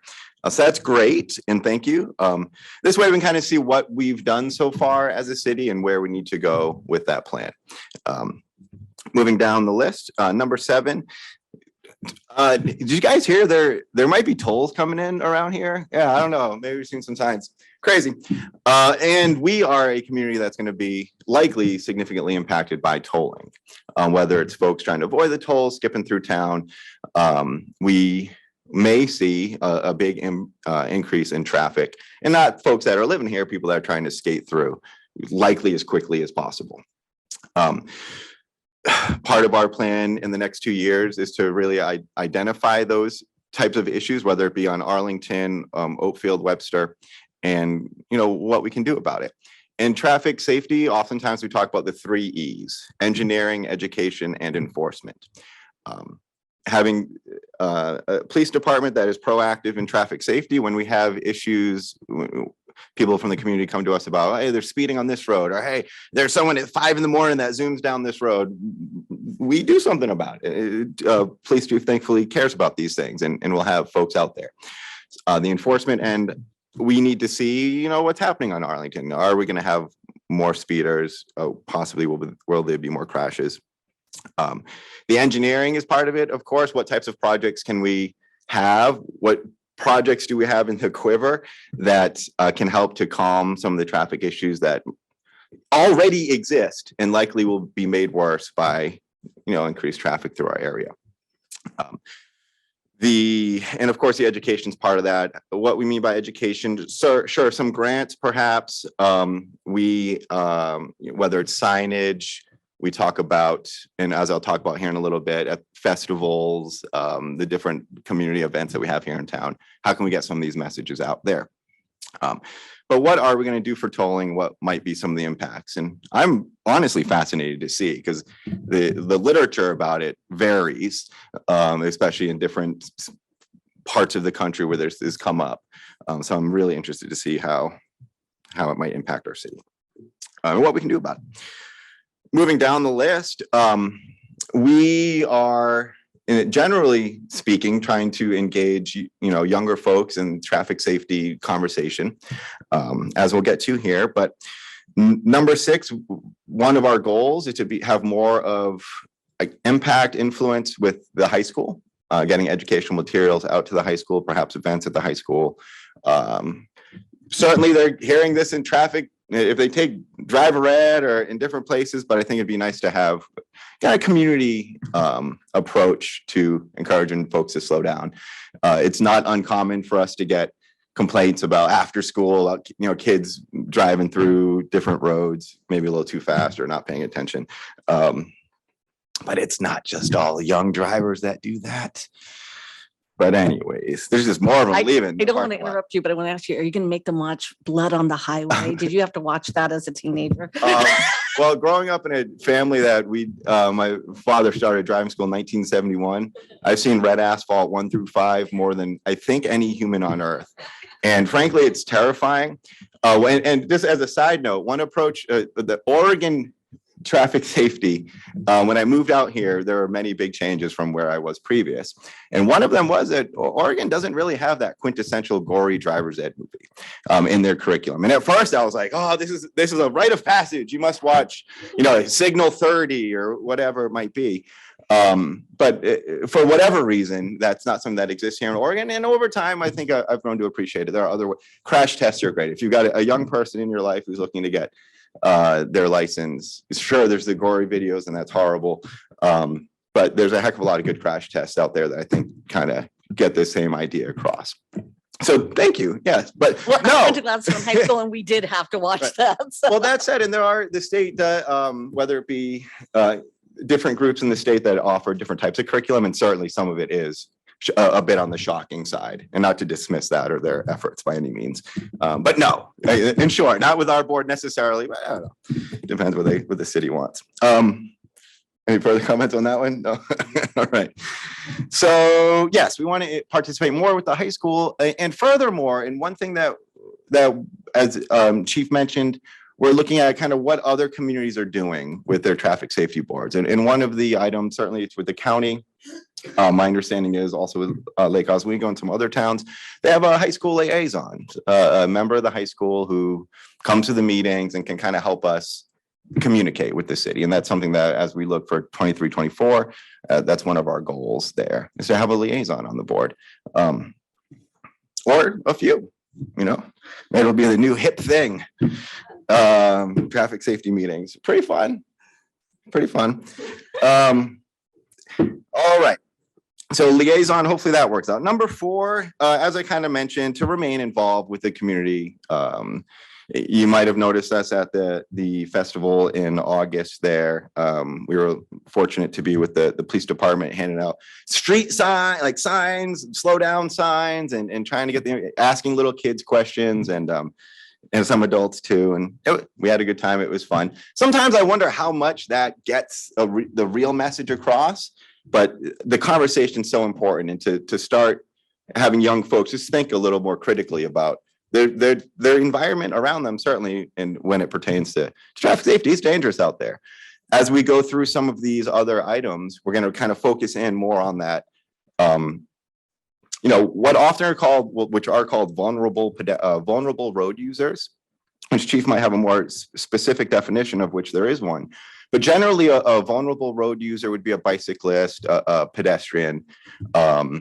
There's below a certain power motor. It gets into more details. Often when we talk about pedestrian safety or bicycle safety, I think it's useful to use the word vulnerable road user, because really that's what we are as a pedestrian. That's what we are as a bicyclist. We are way down the food chain. Where does that food chain matter? And it's been our approach with the Traffic Safety Board for a number of years.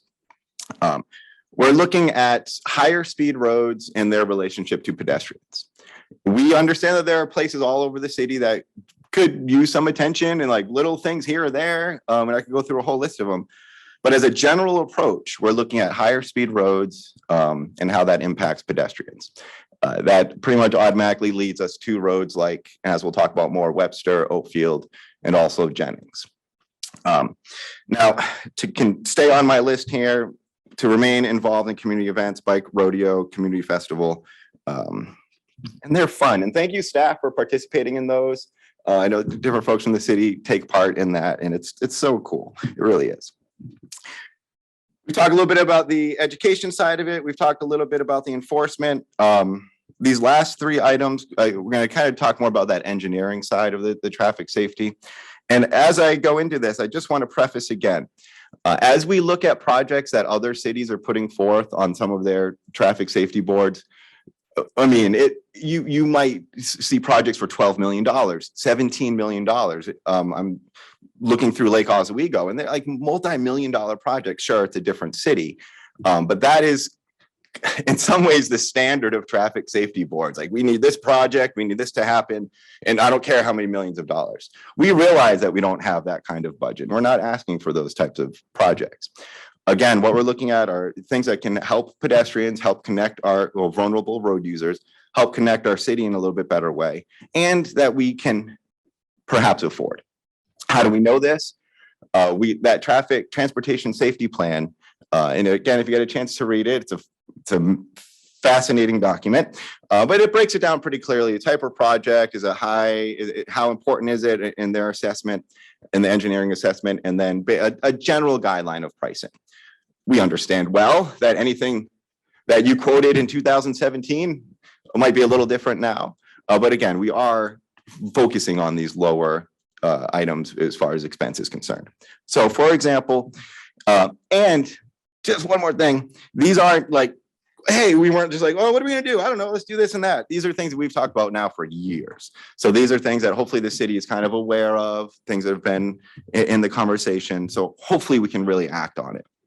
One of these items, and again, I'm going 3, 2, and then to what we might consider to be the highest priority.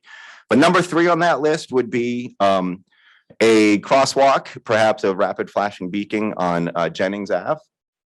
And I know many of you walk around the city. I walk around a heck of a lot. I've got a 125-pound dog, and I'm out there for about 20 miles a week walking around our city. I try to go to these difficult areas that come up in the plan so I can live the experience and really see. And man, if you try to cross Jennings, especially during any high volume time, It's difficult, and sure, we can be upset with the drivers, but the whole situation is hard. You're chugging to get up that hill. You get up that hill, you're going downhill. That speed, that momentum you've picked up, now you're going pretty fast. People go quick through there. It's not a comfortable place to cross as a pedestrian. I think it does a lot to kind of separate these neighborhoods. And furthermore, some type of treatment up there, whether it's a flat, rapid flashing beacon, some type of crosswalk, I defer to the engineers for what might be best and what might be the best location on that hill. There's some conversation about that. Some type of traffic calming measure, I think, would be beneficial up in that area, Jennings, to help slow drivers down, just to remind them to slow down a bit to some extent. So that's one of our items that's been on our agenda for years now. And we hope that we can have a serious look at that on Jennings. Number two, and we've, I think, made some progress, absolutely, with Webster. We've had some improved signage from signs that had been knocked down years ago. It's been proactive. The city's been proactive on Webster. Whether it be the crosswalk that we're talking Kaysen and Webster, a speed reduction sign, which has been good, that we kind of were asking for. But really what we've been talking about with Webster is to bring that speed down to 30, which, it's going through a middle school. We've got an increased population now with the apartments and the different facilities up there. We think it is a good time to drop that down to 30. And I'm under the impression from conversations with folks from the city that it's a very reasonable ask, in that the speed outside of Gladstone and Webster is 30 and then drops down because the school zone. So it already kind of makes sense on Webster, and maybe we can just kind of go that extra mile and make the speed reduction. Again, these are pretty inexpensive projects in the scope of the engineering world. We're not asking for major sidewalk improvements or anything like that. Matter of signs, the engineering, the education, whether we put the speed trailer out there, and of course enforcement when need be. The second item, number two here, we talked about Webster, great. And the top item, which has been the top item on our list for a while now in the city, it's the same argument, it's the same conversation, speed reduction, but we're talking about speed reduction on Oatfield Avenue. Now, Oatfield Ave, again, is one of our higher speed roads, 35 miles per hour plus, which a lot of folks go faster than that, which we'll get to that conversation quickly. And before I get into it, I just want to, I walk my dog around a lot, and sure, this is anecdotal, but that's fine. Just to share, walking along, and I see a delivery guy awkwardly getting out. Oh, that works. Awkwardly getting out of his like vehicle, right? And I'm walking by and I see he's kind of looking. I didn't think much of it. But then I'm walking a little further, and the traffic safety side of my brain kicked in. I'm like, oh, just ask. So I turned around. I'm like, excuse me, sir. And I'm expecting some kind of weird interaction or whatever. I'm like, this might seem weird, but I'm part of the traffic safety board in the city. We've been trying to get speed reduced on Oatfield for a while. What is it like as a delivery person on Oatfield and he's like, I can't use all the language. I'm sure I could, but not pleasant. And I kind of wanted to record it because he put it so well. But the basic, aside from the speed, folks tailgating, the amount of situations where you might need to stop. In traffic safety, we call that speed fluctuation, from going from some speed to zero. The greater that fluctuation, so if you're going 50 to 0, the chances of a collision, a rear-end collision, are more likely. Certainly 40 to 30, 40 to 0, as many folks are going 40 through there. That is quite the speed fluctuation, meaning we've got a lot of driveways where people are coming in and out. And that was one of the things that he expressed as concern. We've got certainly a lot of intersections on that road. And if you look at Oatfield from the sky, you grab a Google map, one of his comments, which was so in line, he's like, Oatfield Road through Gladstone is different. We can go through the other parts of Oatfield. And it's pretty straight. This 35 kind of makes sense here. But there are clear differences when we get into Gladstone on Oatfield. We've got windier roads, which you can see for yourself. You've got more hills. You've got drop-offs on the south side of that road. There's a lot that can justify a reduction in speed. Now, we're asking for 30. In taking time to read through some of the engineering manuals out there, there's justification for 25. That's not what we're asking for, but we're looking for a little bit of a speed reduction on Oakfield to help relieve the pressure. As we talk about tolling coming in, and as we likely will have more vehicles coming through, it's going to be very important. But it's not just for cars. Oakfield Road is a truck route too. So when we talk about, these issues, it's going through a school zone. Your car at 40 miles per hour, according to the Oregon driver manual, at 40 miles per hour, it takes about 189 feet to stop from the time we see danger to when we react to when we actually stop the vehicle, about 189 feet, very specific number.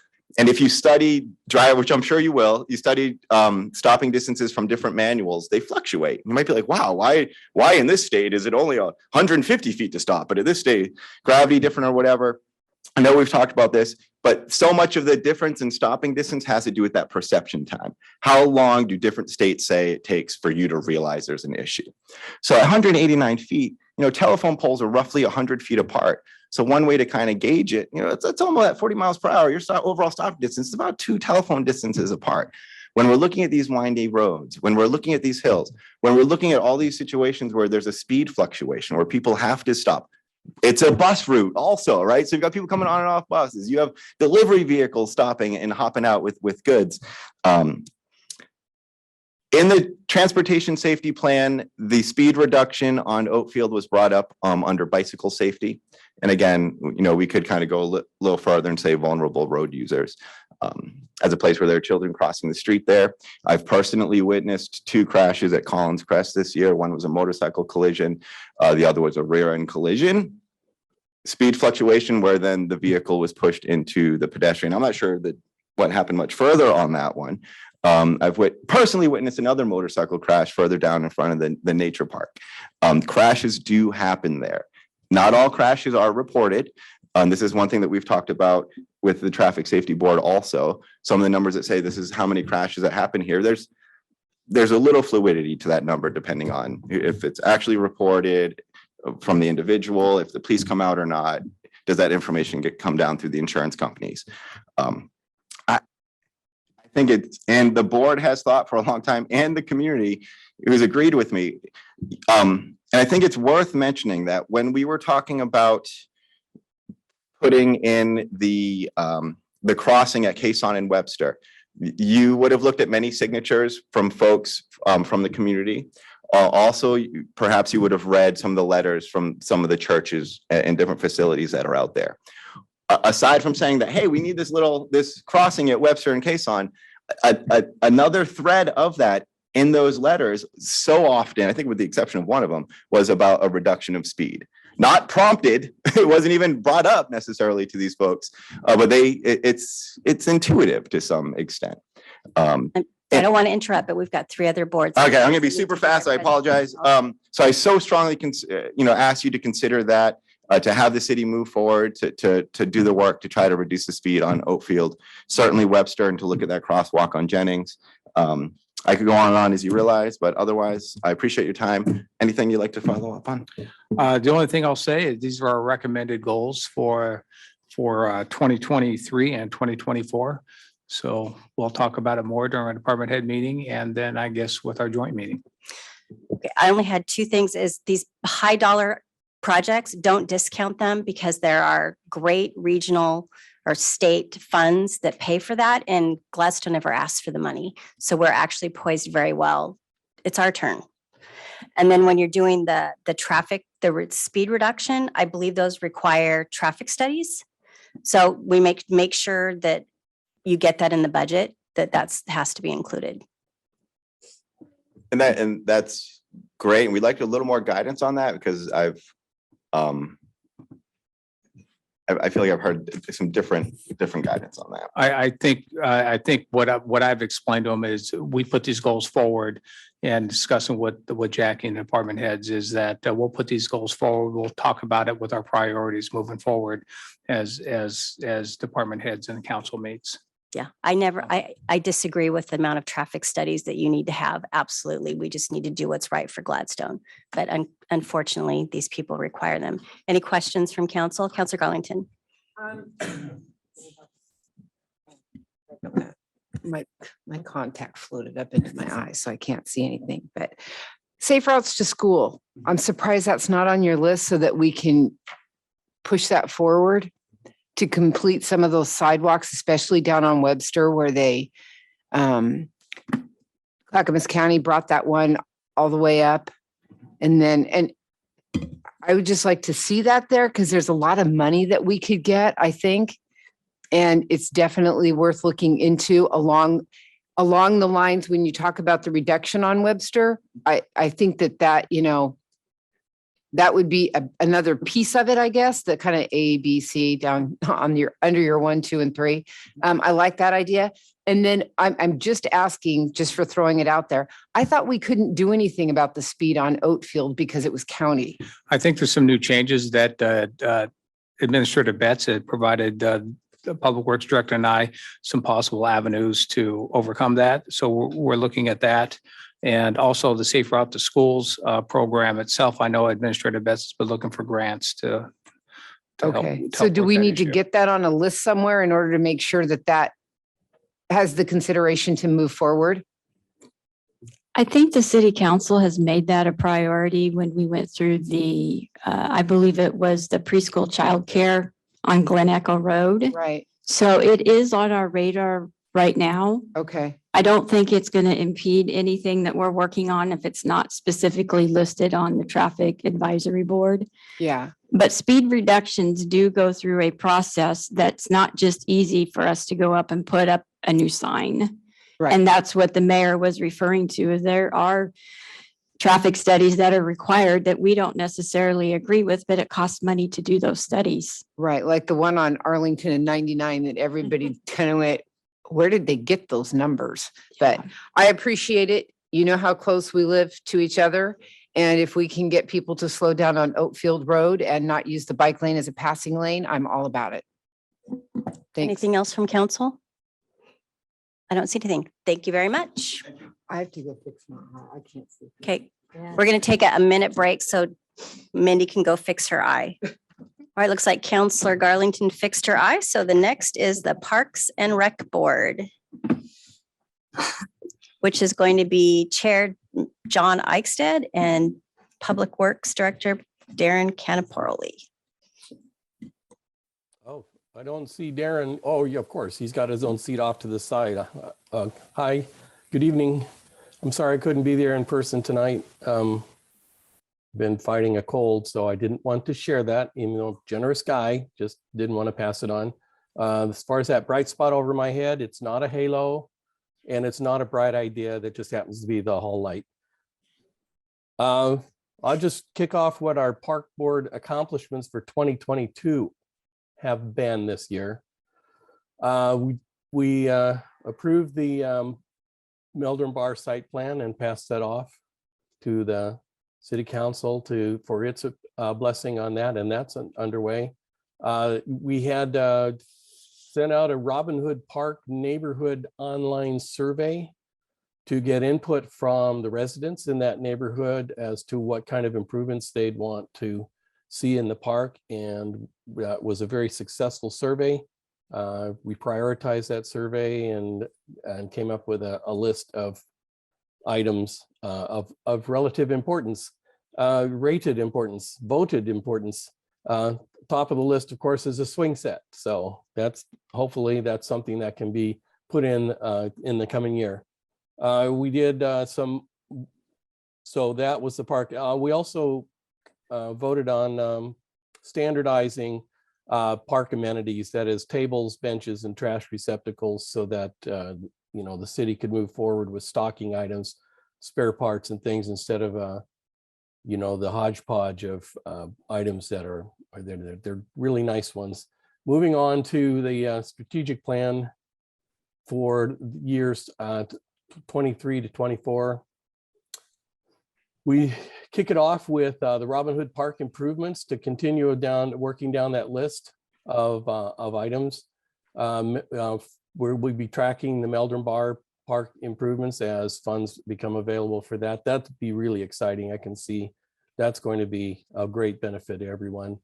I know that they're pursuing funding for the secondary loop walking trail at the nature park. Everyone is looking forward to that, to having a paved trail that would link in with back in with the metro trail.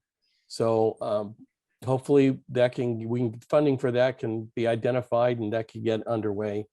Next thing would be item number 4, Ridgegate property, parcel A. It's the property that extends across 2 sides of Ridgegate, and the parcel A is the one that opens onto the Cracksburger schoolyard. And it turns out that it was donated. That land was donated, and it was specified as a park and requested. And there is a named family that the park is to be dedicated to. So one of the objectives of this year was to get some educational signage that identifies the park by name by the family that donated the property, and perhaps put a bench in there to at least suggest it is a park.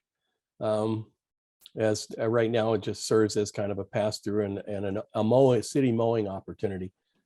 Item number 5, as we go down the list, obviously we're not going to make it through everything, but there's always this hope that there can be some completion or at least beginning of a highway crossing trail from Dull Beach to Charles Ames Park. Interestingly, I became aware about a month ago about that there is a trail that exits onto the property that's up by the Walgreens. Right onto the parking lot. And so someone has cut back all of the wild growth and stuff. And it's actually a pretty nice route. And I thought, well, gee, you don't have to lay it out. The route's already been established. It's a matter of formalizing it now. So that's the thought. Here's something, the item 6, in particular, this came up. Thank you, Andrew, for bringing this up at the recent Planning Commission meeting about rezoning the nature park as open space per the master plan, the citywide parks master plan. That's been on our list for a while. Andrew, appreciate that you brought that up. Then everything down further below is probably just they're just markers to keep them on the list of things to look at. Really, the priority things are probably 1 through 4 and 6. And that's all I have to say about that. Except that we had a community cleanup event up at Robin Hood. Speaking of Robin Hood Park, the community itself organized the cleanup, and some of us on the Parks Board were able to participate in the cleanup. And in particular, there's a fence along the back of the property that was covered in ivy, and there was an old stump. There was a lot of ivy in the back of the property, and behind the fence there was nothing but a thicket of blackberry and overgrowth and branches pushing into the fence. And we were able to clear all of the ivy off and get all of the blackberry cut down. So turned out really well. And my thanks to the city for providing Dan Ori provided a place to put the debris and then came and picked it up off the street when we were all done. Thank you for all the assistance in getting that going. So that's another nice hands-on success for the Parks Board. Any questions? Actually, Darren, do you have anything to add? No, not really. The Robin Hood Park improvements, we've kind of started already doing that. We've repainted the lines on the basketball court. It's the only basketball court we have in any of our parks. So we've done that. We're replacing the backboard and the hoop itself there. It's very dated and pretty much needs to be replaced. We have it, we just haven't got it installed yet. Some of the other things we were talking about were picnic tables, like John mentioned, a swing set, maybe some improvements to the existing play structure that's there. Those are the kind of improvements that we're talking about with there.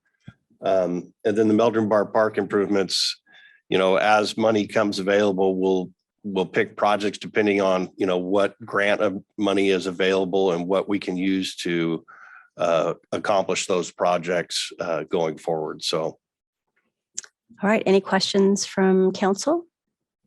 I just wanted to know who the family was that donated the parcel for. I'm sorry, I should have had that right in front of me. I don't remember what it is either.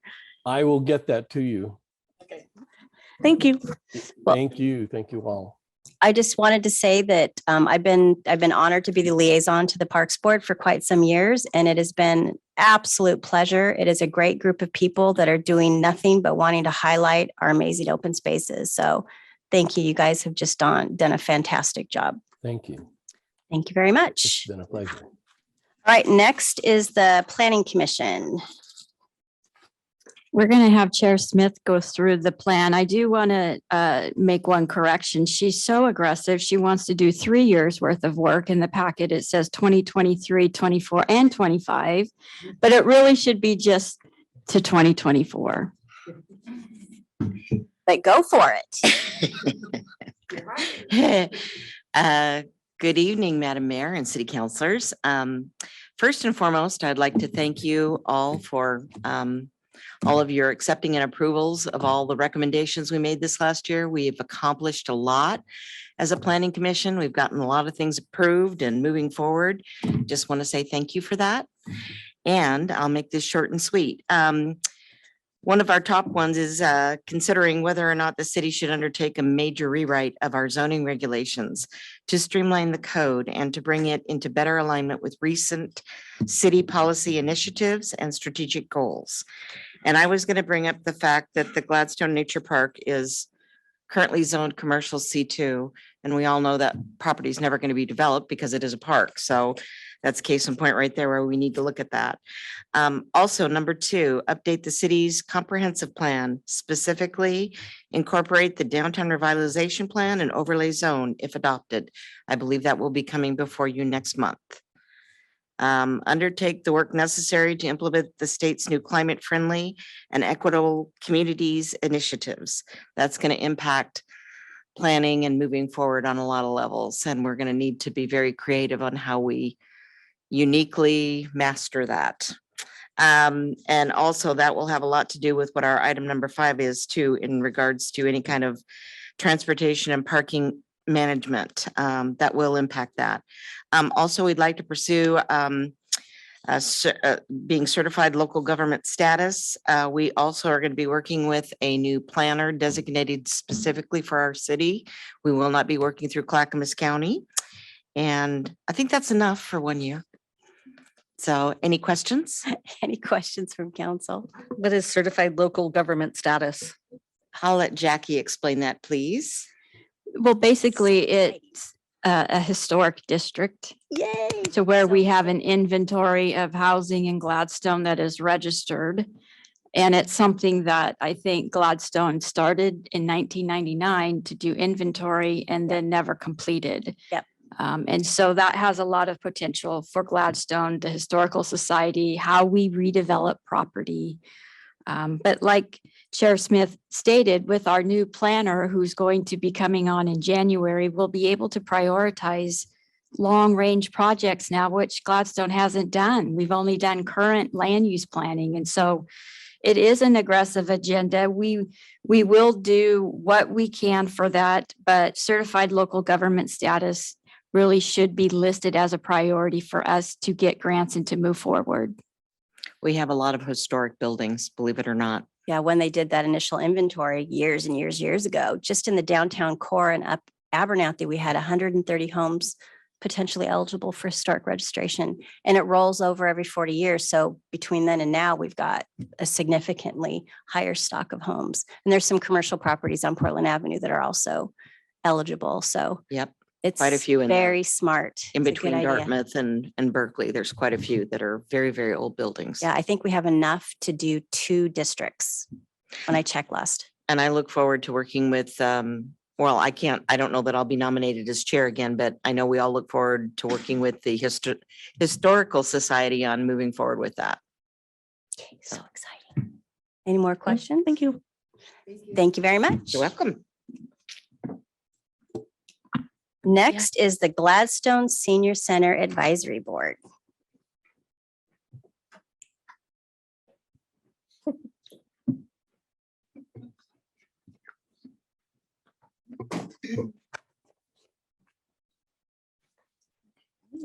Well, I kind of left this up to my chair, Nancy, because she did such an amazing job. She did such an amazing job last time. I asked her to take the lead if she would, and I'm definitely willing to fill Fill in, in. but we're both talkers, so. I'm sorry, we're last and we're talking. Yeah. She prepared really well, and I kind of got into a lot of detail with my work plan, so she's gonna kind of just make sense of that, right? Sure. Yeah. Okay. Again, thank you for letting us come. This has been kind of an amazing year for the senior center this past year, kind of remarkable.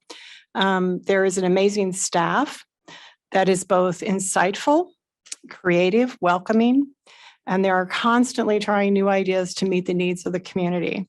On any given day, I feel like I'm next to one of those cars that an adolescent drives up next to you and there's that boom, boom, boom, boom. There are days down at the senior center where when you walk in there, it's just this hum of activity. And that is really heartfelt and wonderful to see. It's an incredibly ripe location for volunteerism. On any given day, you can see delivering meals, assembling meals, food boxes, answering phones, working in the garden, taking blood pressure, chasing people down for one thing or another. But there is just, it's a wealth. And I'm continually impressed with the number of volunteers that work through the senior center. Our work plan for the next year will include, I think, maybe 3 big areas. And the one is to continue and expand on services and programs that we're currently offering. One of them is to build and strengthen relationships within the community, such as schools, some of the nonprofits. We have a pretty cool program that's just started with Wetton that Tiffany has managed to forge. One of them is a pen pal from some of the kids into people that are homebound. And the other one is students are coming over from Wetton and doing activities with some of the seniors. And seniors can kind of be a little cranky on children. They love them, but they see the senior center as a place where they don't want to have to be worrying about tripping over someone or the noise or the chaos.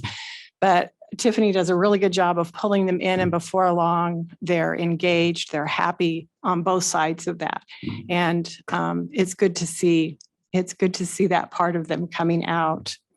Another goal for the continuing to expand is asking for an increase in support for the tram driver. Right now, we have 25 hours a week, and we're looking to increase that to 30. Seniors are on the move and they need some support. We're also looking to possibly within the next year and a half to look at hiring additional staff for a relief position and after our rental coverage. And also to help with programming and outreach. As the center grows, becomes busier, we're going to need support through someone to be able to keep the center open after hours or on weekends. So that's what that would be covering, but somehow that needs to be a budget for that. Our second area would be to continuing to work to maximize and improve the current space at the center. We would like to ask for a plan to be developed that looks either an overall growth plan or a site plan, whatever you want to call it, to look at the current center and to help us plan for upgrades so that, looking at the area, what can you do here? What can you change? What do we need to improve? What do we need to bring up to date? So that those can be done in sequence and not just say, oh, we need to spiff this up, so let's paint it this color and buy these chairs. We'd like to have a really sequential overall plan on how to do that.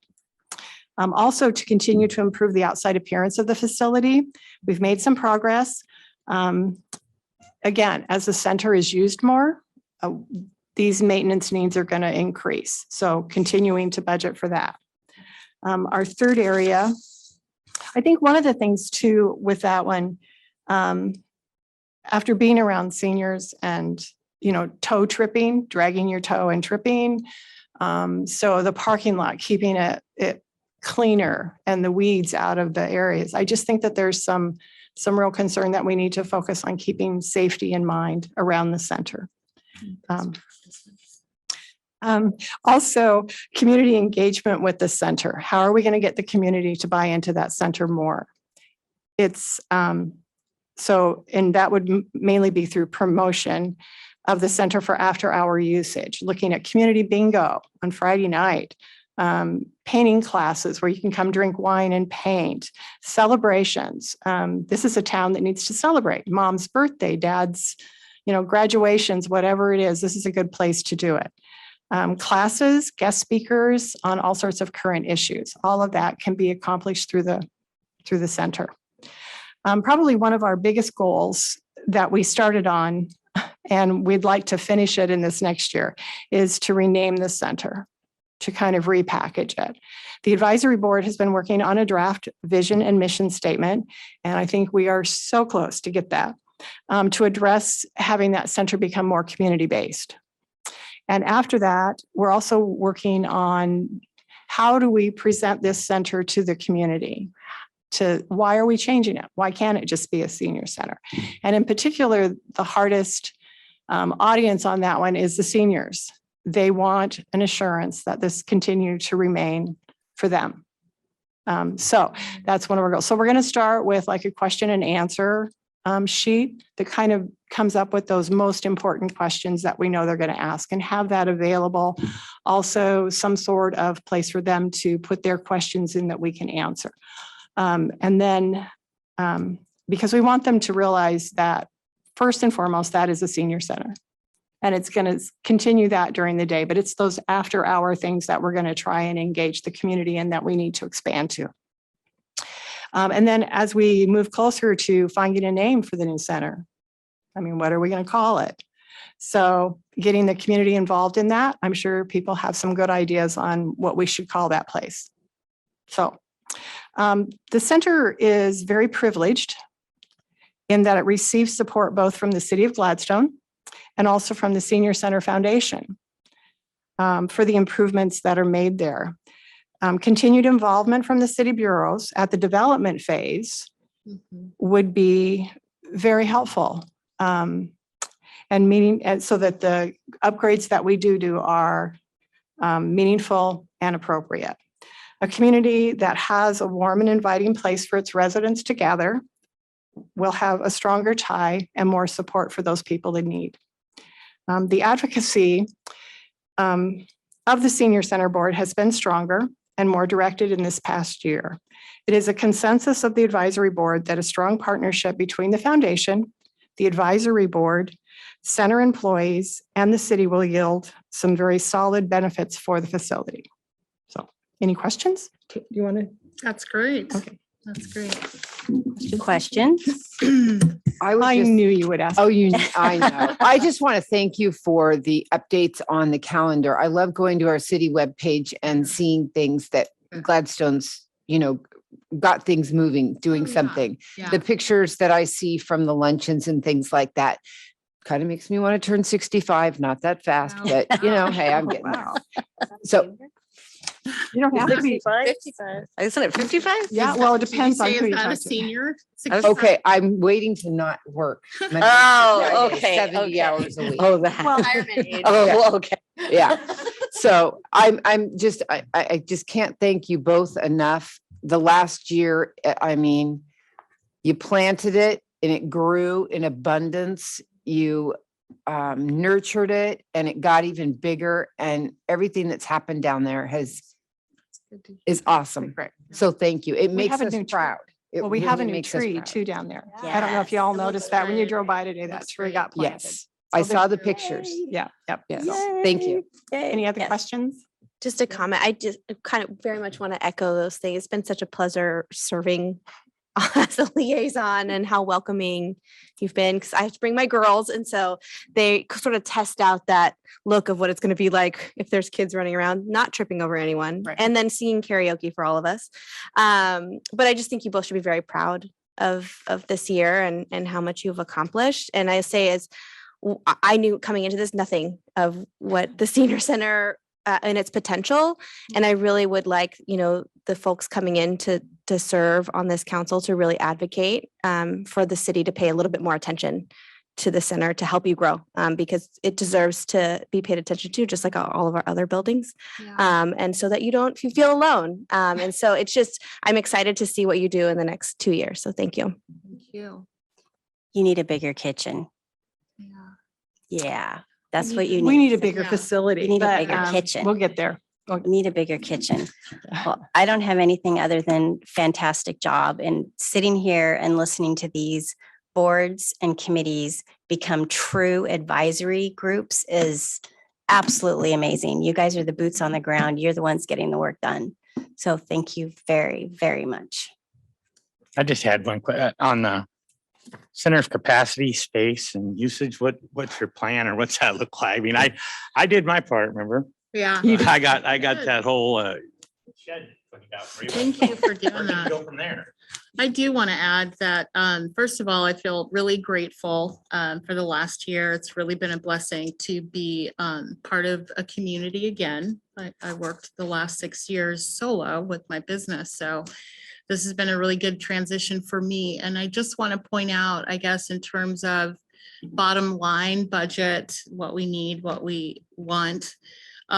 Really, we need that redesign. That site plan, I think, is our next step truly out of all of this, because the site plan should incorporate all of the various stakeholders and, the participants and the actual physical space and the feel and aesthetic of the center. We need somebody that can come in and re-envision what we have and see if the space we're using will work for what we want to do, or if we really need to just have another big room, or if we need a big kitchen. We need a professional to come in instead of, like Nancy mentioned, throwing some fresh paint and buying a couple of chairs.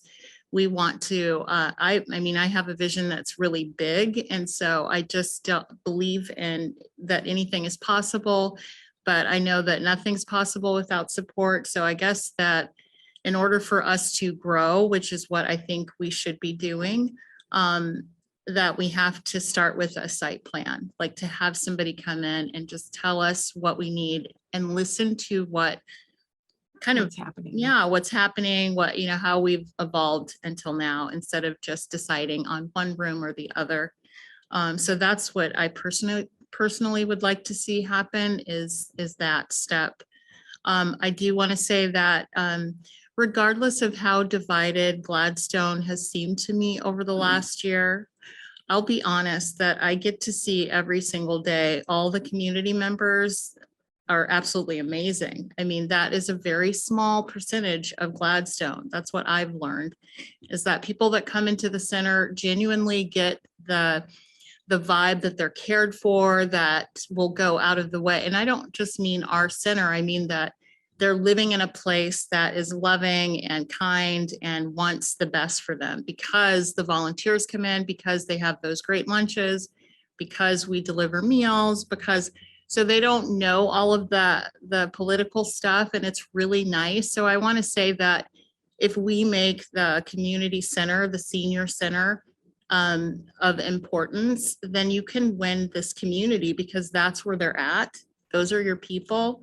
And I just want to advocate for seeing the senior center as beyond a senior center, that it's a community center. We've got their sons and daughters. We've got little kids coming in.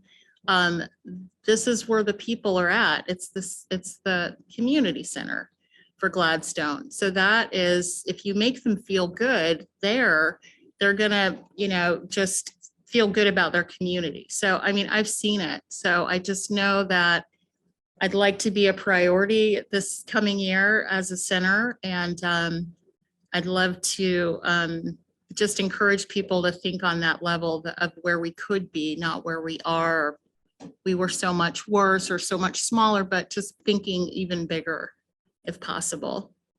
So, yeah, thank you. Thank you very much. Anything else?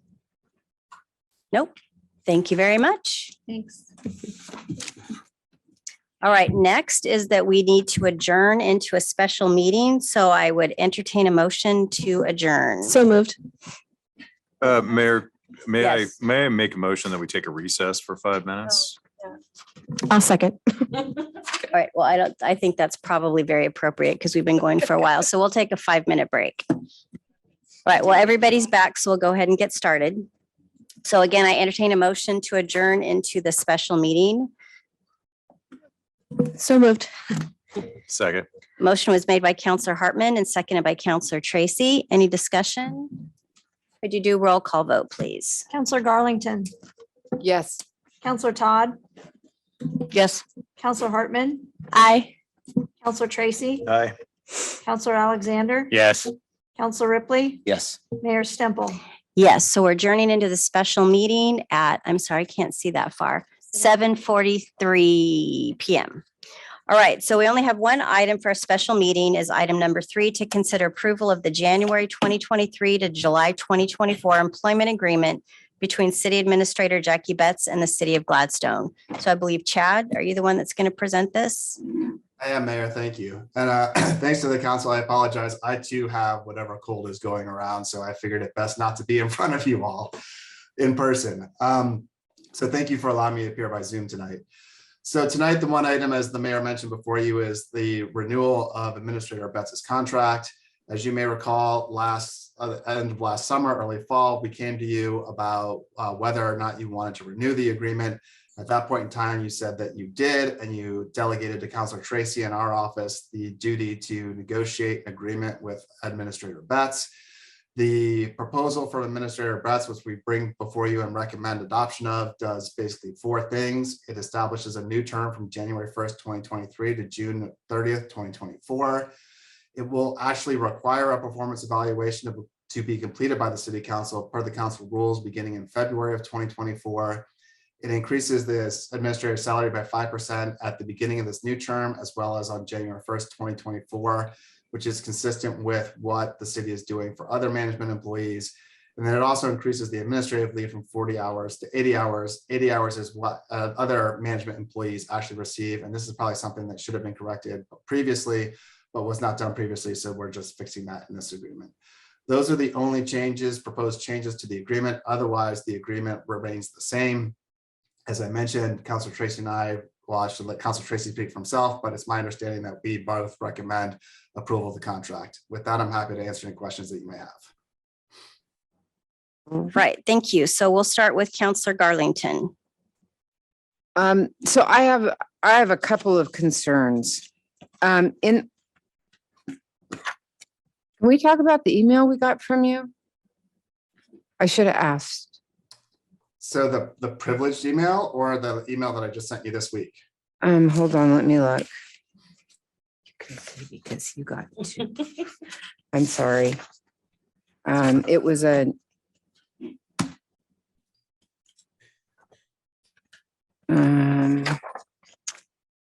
shoot. Sorry about that. It was an email. This Maybe I one can answer your question. on Friday, 10/28. So no, so that would be a privileged email that I sent to you all. And if Okay. the council wants to waive the privilege, by all means, I don't have the authority to waive that privilege. Are you talking about the one where there's a bullet points Yes. of qualifications, or the one that says attorney-client privilege at the top? Because there were 2 on Friday. This was in October. October. Friday, October 28th. There were 2 on that day. Okay, well, I would like to address specifically the dollar figure. Can I talk Yeah, about you can that? talk about the dollar figure, absolutely. That's what's being proposed publicly now, and that's certainly something that you all can talk about. Okay, so my concern with something that was written in the email is that I felt like what was being presented to us is that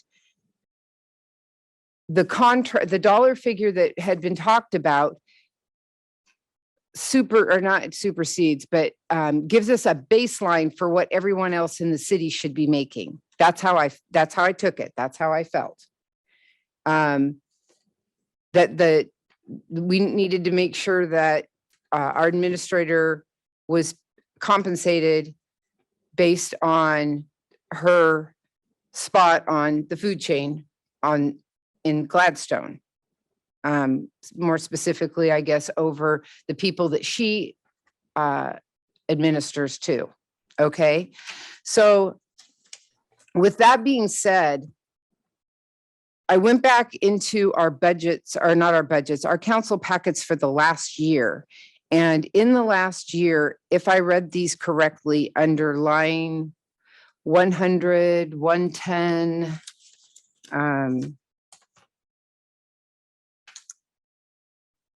or 121, 431010 for the year 2022. We will have paid our administrator this last year $183,000.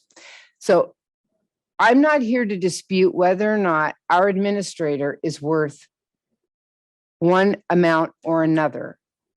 What I want people to understand is that, first of all, I've been on the budget committee and the audit committee for a long time. So I'm pretty careful with our dollars. I know how hard it is to get money anywhere in this city. We only have $27 million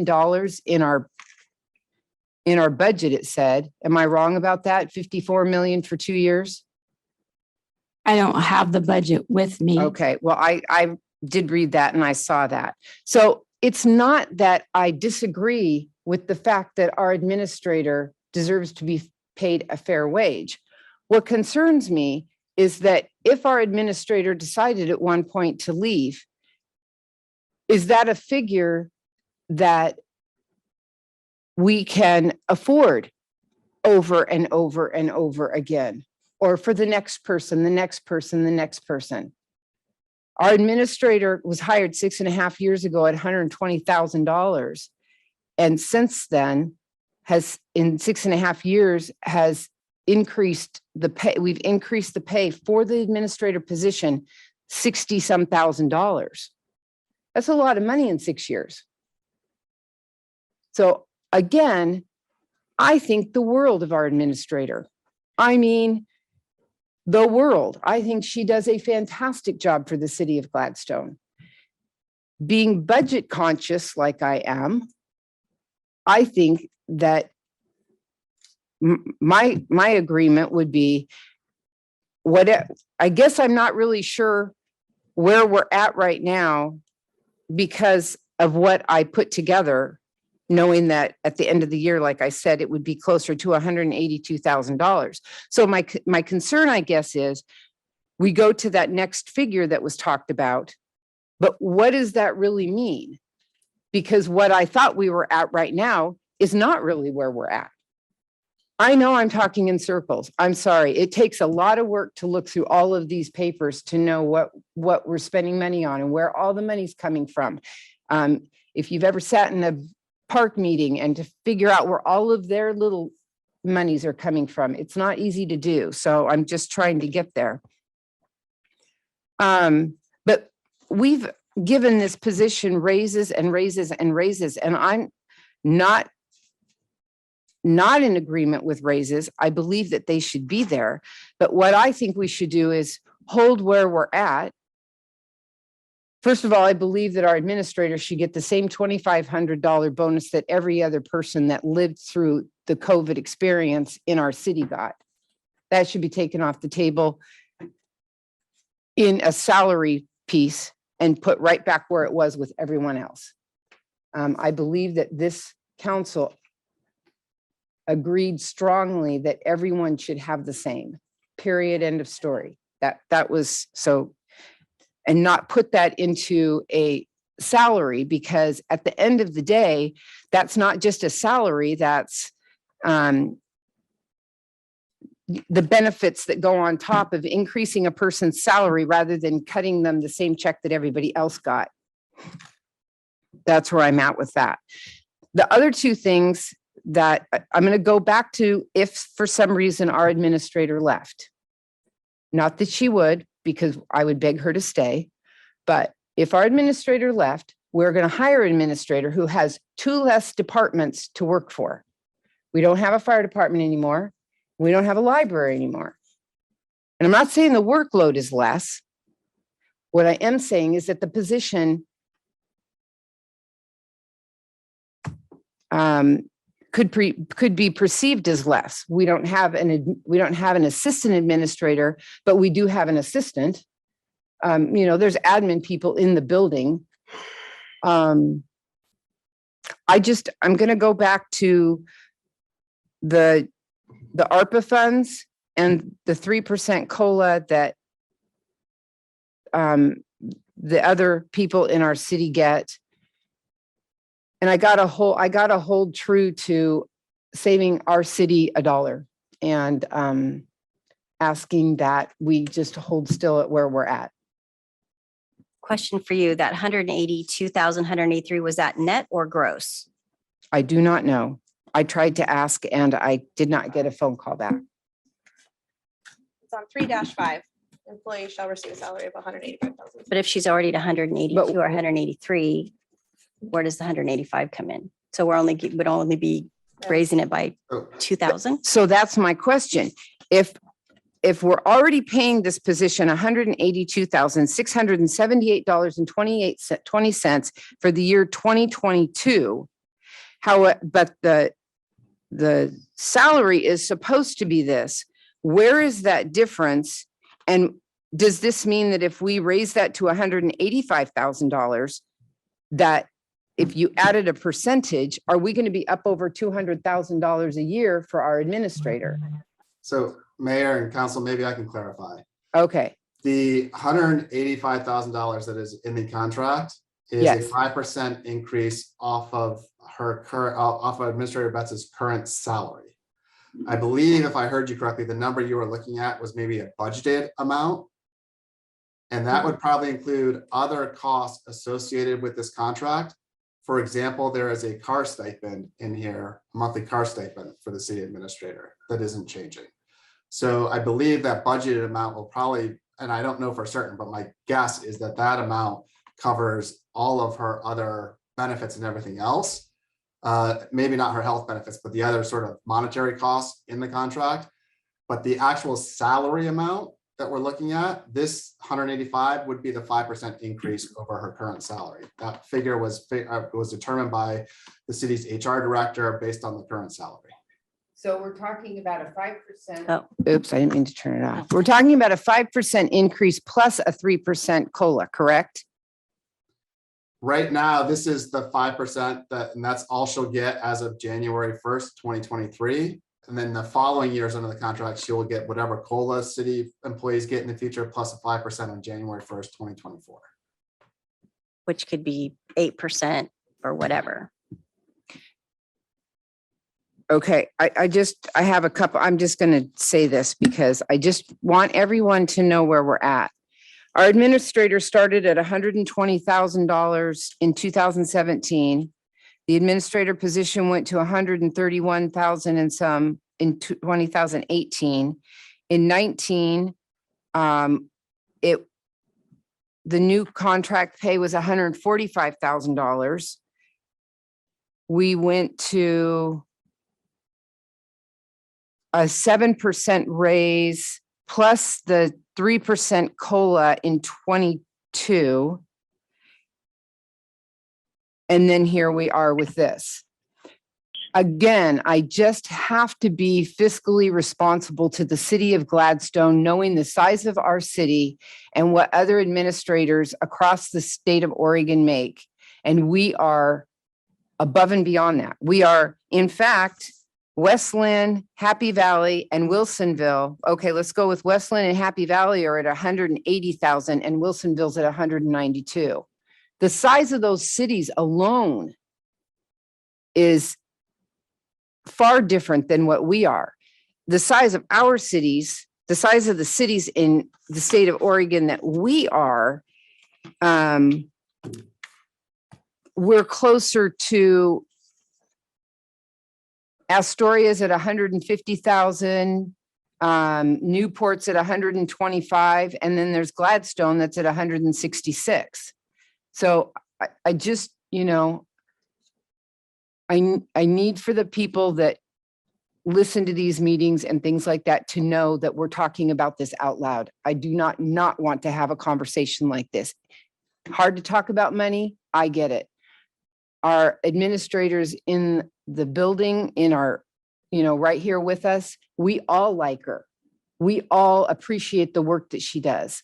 We all know that the city is a much better place because of the work that our administrator and our staff does. But we have to be financially responsible. We have to be.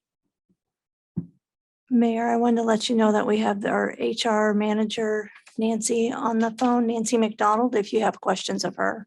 Yeah, so Nancy, the 183,000 that Mindy brought up, your Councilor Garlington, excuse me, is that net or gross?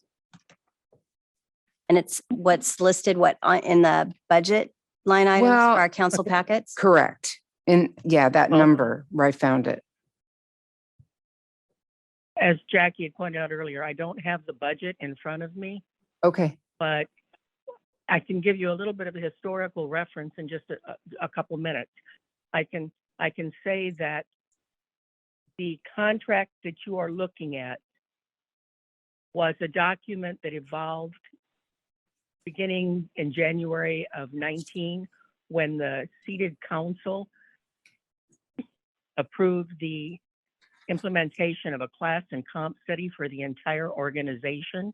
We did it from the lowest paid to the highest paid person, or classification, and almost every salary ranged a percentage because they were under market.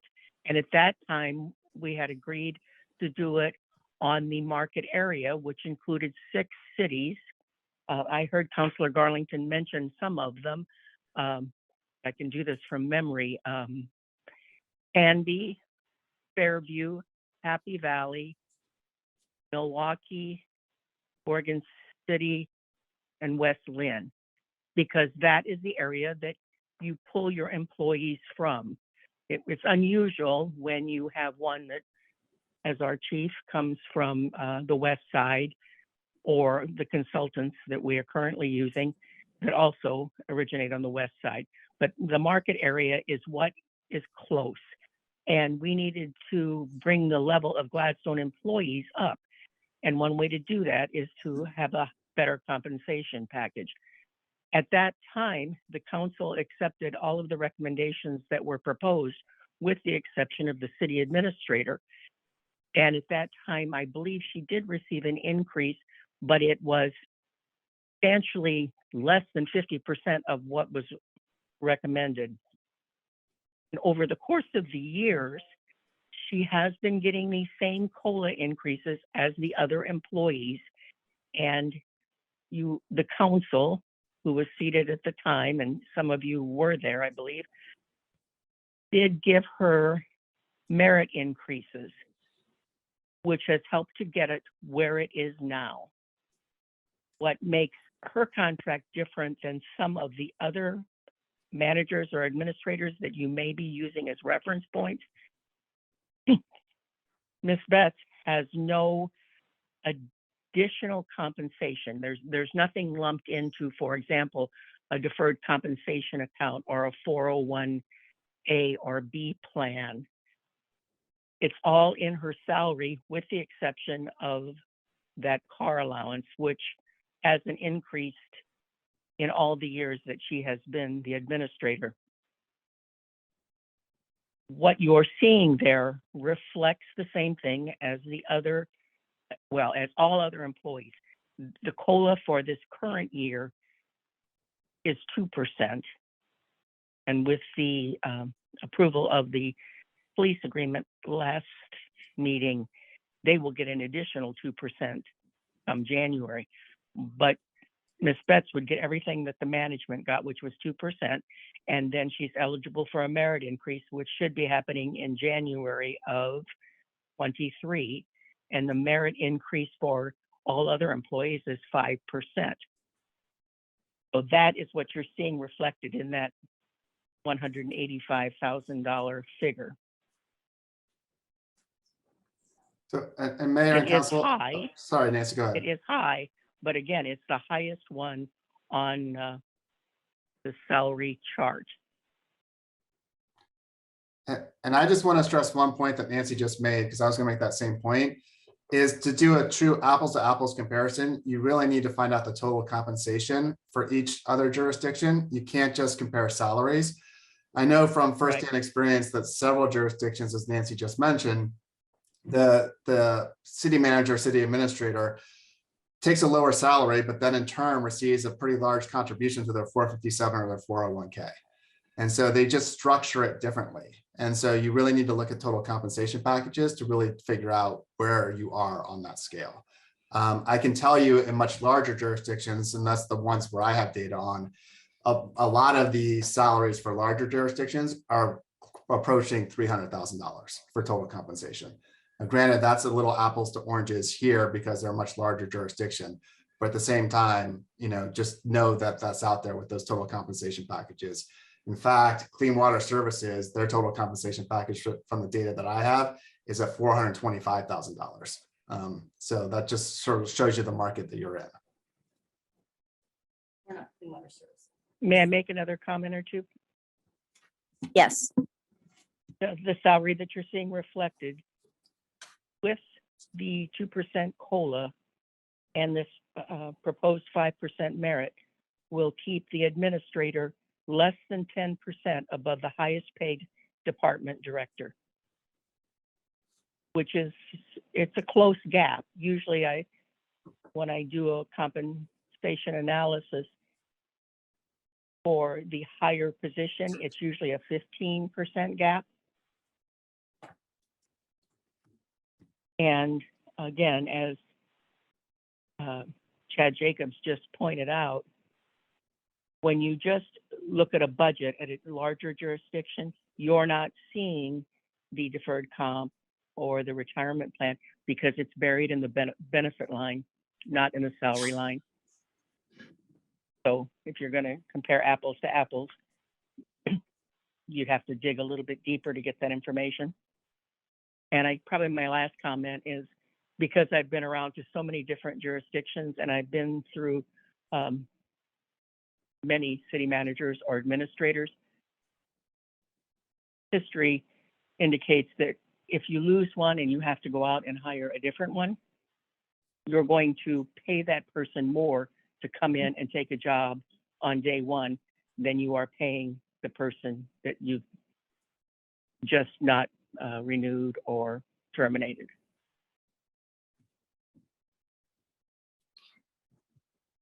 And if you have any other questions, I'll try my best to answer them without additional paperwork. So her salary now is what, 106? I mean, the base salary is 166. Is that what you said, Counselor Garlington? I forgot. Sorry. Something in that range. Yes. Well, let's ask Nancy. Yes. Doesn't she know? I don't Nope. have the Okay. I don't have the current contract with me, but I can tell you that the amount in the contract that you are looking at right now includes the 5% merit that would be effective January 1st of 23 if you approve it tonight. Okay. Anyway, was it what, 166,000, the base? Something like that. Yeah. Okay. So then you have the car, which is what, 400 a month? Is that correct? That I believe didn't that is see what- in the contract. I believe It that's is what, in this contract. Okay. Yeah. which is 4,800. So 166 plus 4,800 isn't 182. And then I want to know if that 182 is gross or net. So I want clarification on that. And I don't quite know how to do that. So The two numbers things. the numbers that you're looking at are gross. Okay. Okay. So it is gross. Thank you. Okay. So 166 plus 4,800. Mayor? Yes. I believe the 166 is an incorrect figure. I believe if we look at our last contract, it was somewhere in the 170s. 172. It's 175,863. It's 5% of the 185,119.93. Okay. And the automobile allowance is $375. 375. Okay. And then our police chief, I'm assuming, is the next highest paid. Yes, that is. Do we correct. know approximately what that is? Well, from my memory, I think that it is 9 either 28 or 82% less than the number that's in the contract in front of you. So let's just say 10%. So 160,000. Okay. All right. Okay. Anything else, Counselor Garlington? No, I just appreciate being able to ask the questions and have the conversation. I would prefer that people didn't say that I never asked. All right, Counselor Ripley. I think the only question I have, Chad, is the meeting that Matt finally volunteered, because nobody else was, to work on this. It wasn't to do a contract negotiation, but a performance review. So how did it get changed from doing a performance review to just negotiating a new contract? I have a different recollection of that meeting, Councilor Ripley. It was my understanding that we were supposed to talk to Administrator Betts about if she wanted to renew the contract, because you all decided that you didn't want to provide her notice that you weren't going to renew, and then to bring a contract back to you. There were some of you who expressed that you wanted to have a performance evaluation. As I explained to you previously, that has to be a decision that's made between you all and the administrator. The contract language that you all inserted into the agreement basically says that does not occur on an annual basis, but occurs when you guys mutually agree upon it. What we did negotiate, as you see, is to, in addition to having that language where you can have a performance evaluation where it's agreed upon, we did agree with the administrator to actually set a date for a performance evaluation. So that's how we address that issue for you. Certainly, if that's not something that you all wanted, you could propose something different, but that's how we address that issue. Because I remember when we were talking about what we were talking about was doing a performance review. That's a whole, but kind of the way a lot of stuff works around here, things just get changed around and swept under the carpet, and a lot of stuff doesn't really go well. They looked at the contract and that was actually had to be negotiated between them both. When we were talking about it, that was not disclosed at that time until you went back and reflected on it. It was in an email that he sent to us. So, But the whole conversation during that city council meeting was a performance review. right, which has to be done with Right. the city administrator's input as well. Yes. And she's decided when she wants to have it. And that was part of her contract, but it's So part of her you contract. could, I could decide if I have a job, I could decide I don't want a performance review for 10 years. If I your still wanna get contract said raises that you then? had a place in it, if your contract, you got to go by the contract, I'm guessing. Well, I did actually pull the August 9th, our initial discussion to kind of get some direction, and it did show 5 of the 7 counselors had requested a review. So if that was dismissed, you probably should have at some point come to the whole council and said, sorry, we're not going to do a review, instead of waiting until the last minute. And now we're finding out that no, we don't get to have that review. Where were we not? I mean, why weren't we not brought into a loop sooner so that we could negotiate that piece of this? Well, my response will be the same response that I've given to all of you this entire time, is that you are responsible for administering this contract. It is not my job. It was not delegated to me. I have given you all the information about what you needed to do. I told you all of this in an email. If you don't like that, then it's incumbent upon you to raise this issue and give us that direction that you wanted to do. We've brought this back to you. I've given you the legal advice necessary. I gave you the opportunity to have an executive session and talk about that legal advice. I've tried to do everything I can to make this as flexible for you all as I can. But again, at the end of the day, it is incumbent upon you all as the supervisor to administer this contract. If you want someone else to do that, then you need to delegate that authority to someone else to do that, which you haven't done. And I've said that to each of you on different occasions, multiple times. So, with all due respect, I'm going to sort of, point the mirror right back at you all and say, if that's something you want to do, then you should have done it. And I'll go ahead and chime in here. My recollection was just that we had basically silence when we started talking about a performance review. So if you go back a couple months, we had plenty of time to actually execute a performance review, get the agreement with the city administrator to go forward to do so. No one on this council decided to carry that torch. I felt like this task was kind of shoveled off on me. By no means was I going to be doing a performance review. I cannot do a performance review on my own per the contract and per our rules. So when the emails were going back and forth, everyone had ample opportunity to respond to what we were talking about in session between the three of us to basically construct a contract that we could bring back to the council.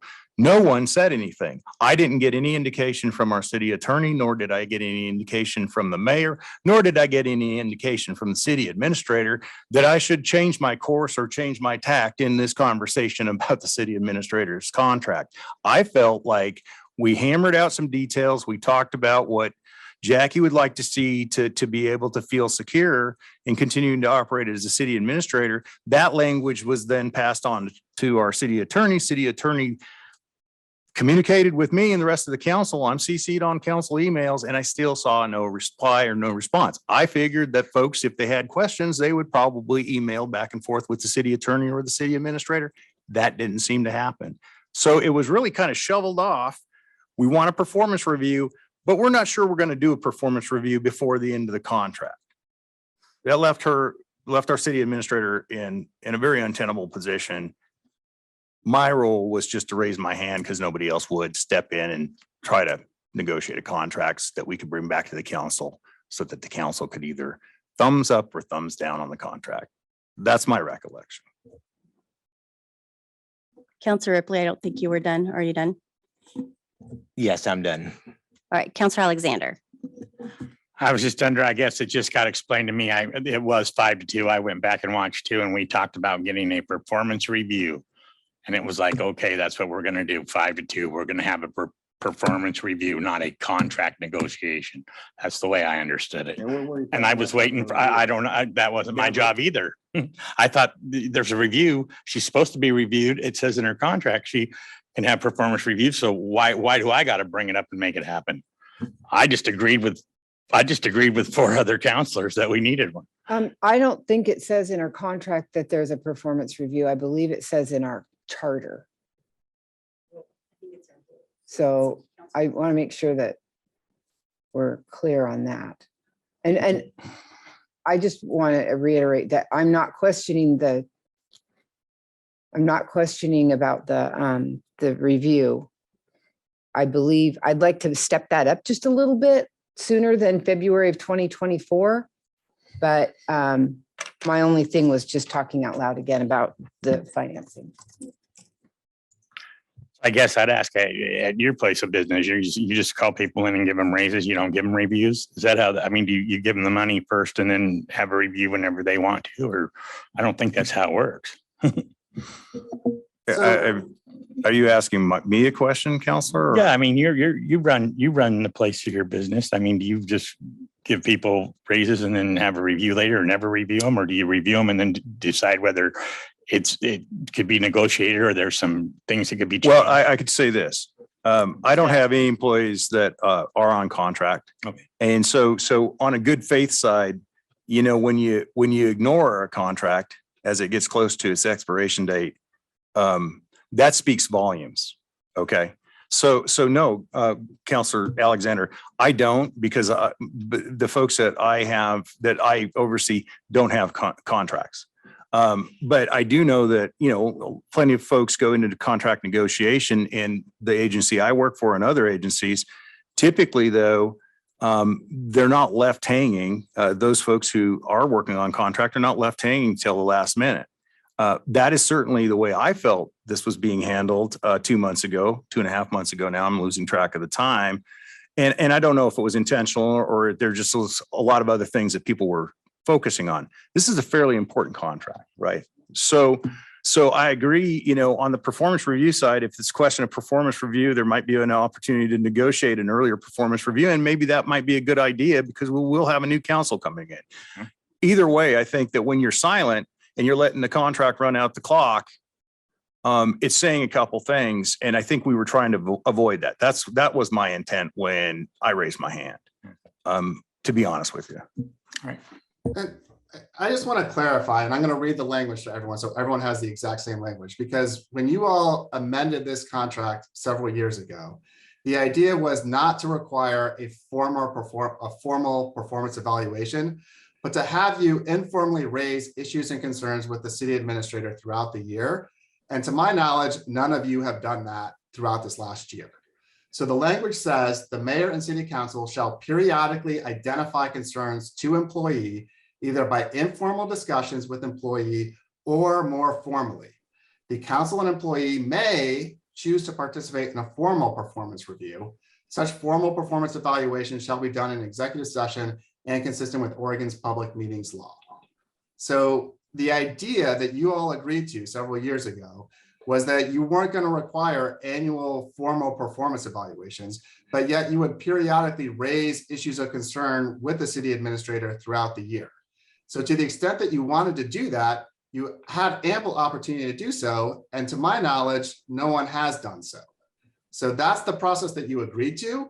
If you want a different process, if you want to require annual performance evaluations, you should propose that to the city administrator. I wasn't the one who recommended this language. I wasn't the one who agreed to this language. That was you all. So this is the process that you all agreed to. And with all due respect, I think you need to abide by that language and not try to change it retroactively. If you want to change it moving forward, that's fine, propose that. But you can't, you agree to a contract and you have to abide by that contract language. Okay, well, then the last thing I have to say about this, I don't know where it's going to go or how we're going to go with it, but I heard 3 times tonight, limited budget, limited budget, limited budget. So people are concerned about that, the cash. And I've been told too out there in the public that that's a lot of money. Not that she does a great job, but I'm just saying it's a lot of money, you know, and it could be spread out amongst other things in the city. So that's my final say on that. Counselor Todd. I'm just sort of confused because my recollection was sort of, well, I didn't think we needed to have a review. And that's because I feel like she's reviewed constantly. And I hate talking about our city administrator when she's sitting in the room. It's something that's very uncomfortable. Not that talking about money is uncomfortable. I mean, that's what it is. That's our jobs. But I feel like we need to take our legal counsel's advice, our staff's advice that dealt with this contract, which is to move this forward. I want everyone to be clear. If we do not, and this contract runs out at the end of December 31st, you know, our city administrator can leave and will leave, and we will owe her 120 days of severance pay. What will it take for us to do a headhunt? I don't know if that's a word anymore. I probably shouldn't use it, but to find a professional to come in who knows on the ground running, public works building being built, library constantly in negotiation. I know it's a lot of money. I know everybody wants us to be watchful of the money. I think we are. I would just like to move forward with this and make a motion whenever you're all done. So feel free. And then I will be making a motion. We were going to do it in executive session, but you're the one that made a motion to take it out of executive session. Oh, no, I think it's because we have to talk about it. Yeah, because I mean, if we're going to talk like this, I don't want it to be in private. I thought we could move it in a consent agenda, actually, but that was just me. Counselor Hartman. Thank you. My recollection is very similar to Counselor Tracy's recollection of the events that transpired. We did say yes for a review, and then it didn't go anywhere. And then when Counselor Tracy raised his hand to be a part of this group that would negotiate this contract, that's sort of where I found it. And I wanted to take a moment to read into the record an email that we did receive from Chad, which is not attorney-client privilege. I did get that confirmed, but just so everyone understands the additional qualifications that our city administrator has. She recently completed her Master's of Public Policy Administration on her own time and expense. She is an ICMA credentialed city manager, which are professional local government managers qualified by a combination of high standards of integrity and assessed commitment to lifelong learning and professional development. These elements are critical in small communities where decisions made at City Hall have a lasting influence. She did not receive the COVID bonus as other employees, except the Gladstone Police Association. Let's retract that. She did not receive the COVID bonus as other employees because it was unclear if council intended it to be given to the city administrator. She did not receive 1% career recognition pay as other employees at the 5-year employment mark. She has been employed 6.5 years. There will be salary compression issues between the city administrator position and police chief if the city administrator does not receive step increases as proposed. And I know that we touched on that a little bit, Attorney Jacobs, but can you kind of go into that a little bit more and what that means in layman's terms?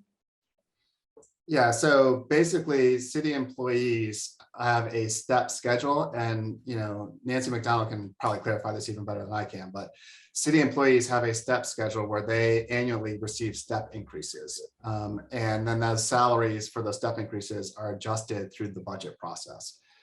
If the city administrator is not a part of that process, rather the city administrator's salary is changed through these contract negotiations. So if you don't continue to increase the city administrator salary in the same context that you are for other city employees, then the amount of difference between the highest paid employee and your city administrator gets smaller and smaller, and eventually the employee's salary will overtake the city administrator salary. So that's the compression that we're talking about. And so in order to maintain that difference, and what's being proposed is a difference, I believe Nancy said, a little over 9%, between 9 and 10%. That's how you maintain that separation. If you don't, then that number gets compressed smaller and smaller. Thank you. The step increases for the first 5 years. Is that correct, Nancy? Yes, except for police officer, and they have a 7-step system. Yeah, police officers, not the chief. He is 5. Correct. So it's a step increase for just 5 years. How long has Chief That's Schmerber correct. been working for Gladstone? 3. Since Okay. The spring of 19, I believe. Okay. That was all I had.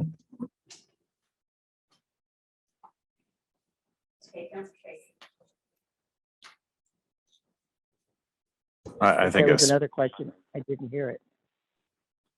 No, I just called Counselor Tracy. I guess the only other question, and Nancy, this one would be for you. What, at our scale, what would be the cost of recruitment? Just an estimate. You know what I mean? If, as Counselor Todd had, I believe it was Todd, had suggested, if we had to hire what used to be called a headhunter, I would say that you're talking at least $20,000, if not 25. And it usually takes 3 months or more, depending on whether the person is available, what type of notice they would have to give their current employer.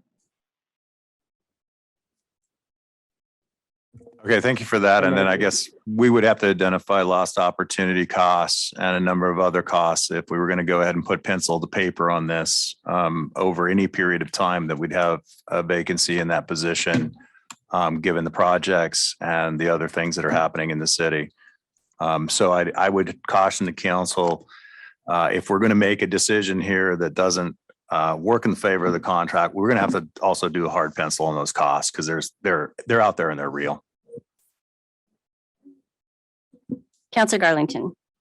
I'm not sure why we're talking about trying to find another administrator. That was not the point of my conversation. The point of my conversation was to be open and honest. Losing our administrator would be horrific, in my opinion. She does a great job. She is worth every penny that we pay her. The fact that our HR department clarified how other people are paid gave me, and hopefully everyone else listening, the reasons why we pay our administrator the way we do. That there are compensation packages that come with other administrators and things like that. That was all clarified.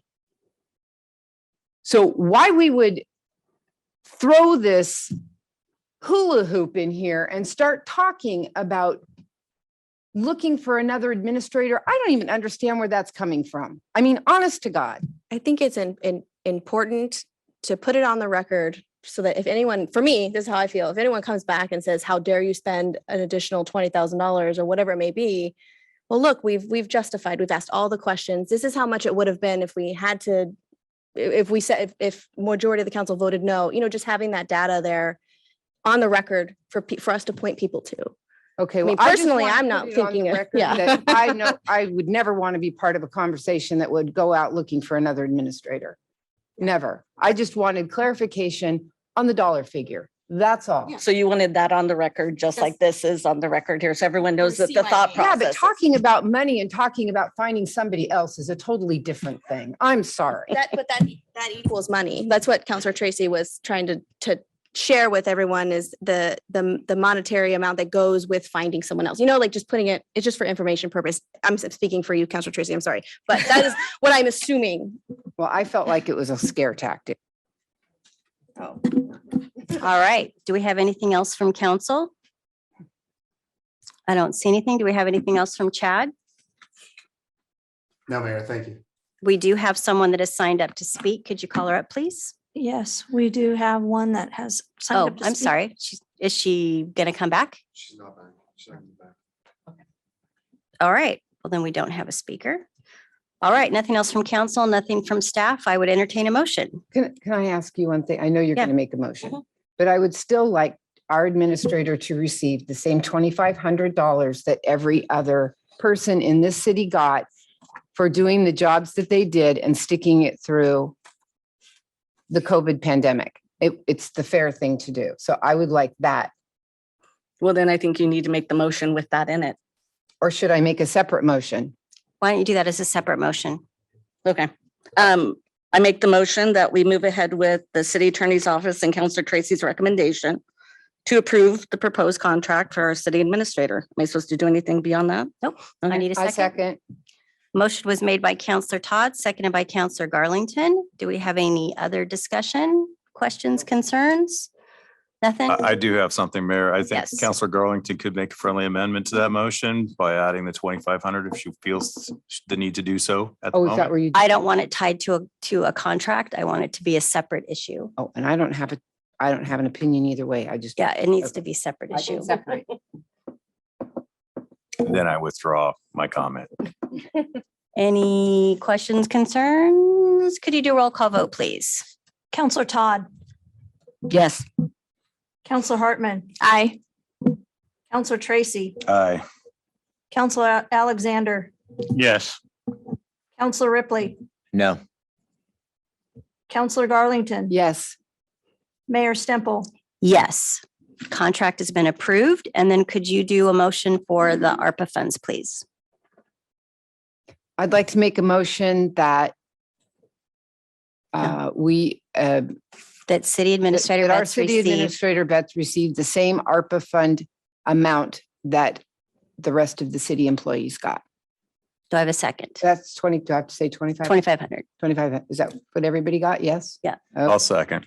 Motion was made by Counselor Garlington and seconded by Counselor Tracy to award our city administrator the ARPA fund bonus that we gave to the rest of the city staff. Any questions, concerns? Could you do a roll call vote, please? Counselor Alexander, Yes. Counselor Tracy, Aye. Counselor Hartman, Aye. Counselor Todd, Yes. Counselor Garlington. yes. Counselor Ripley, No. Mayor Stemple. Yes. All right, that's it for our agenda. I would entertain a motion to adjourn. I'd make a motion, we adjourn this meeting. Second. Motion was made by Counselor Garlington, seconded by Counselor Hartman to adjourn the meeting. Questions, concerns? Could you do a roll call vote, please? Counselor Garlington, Yes.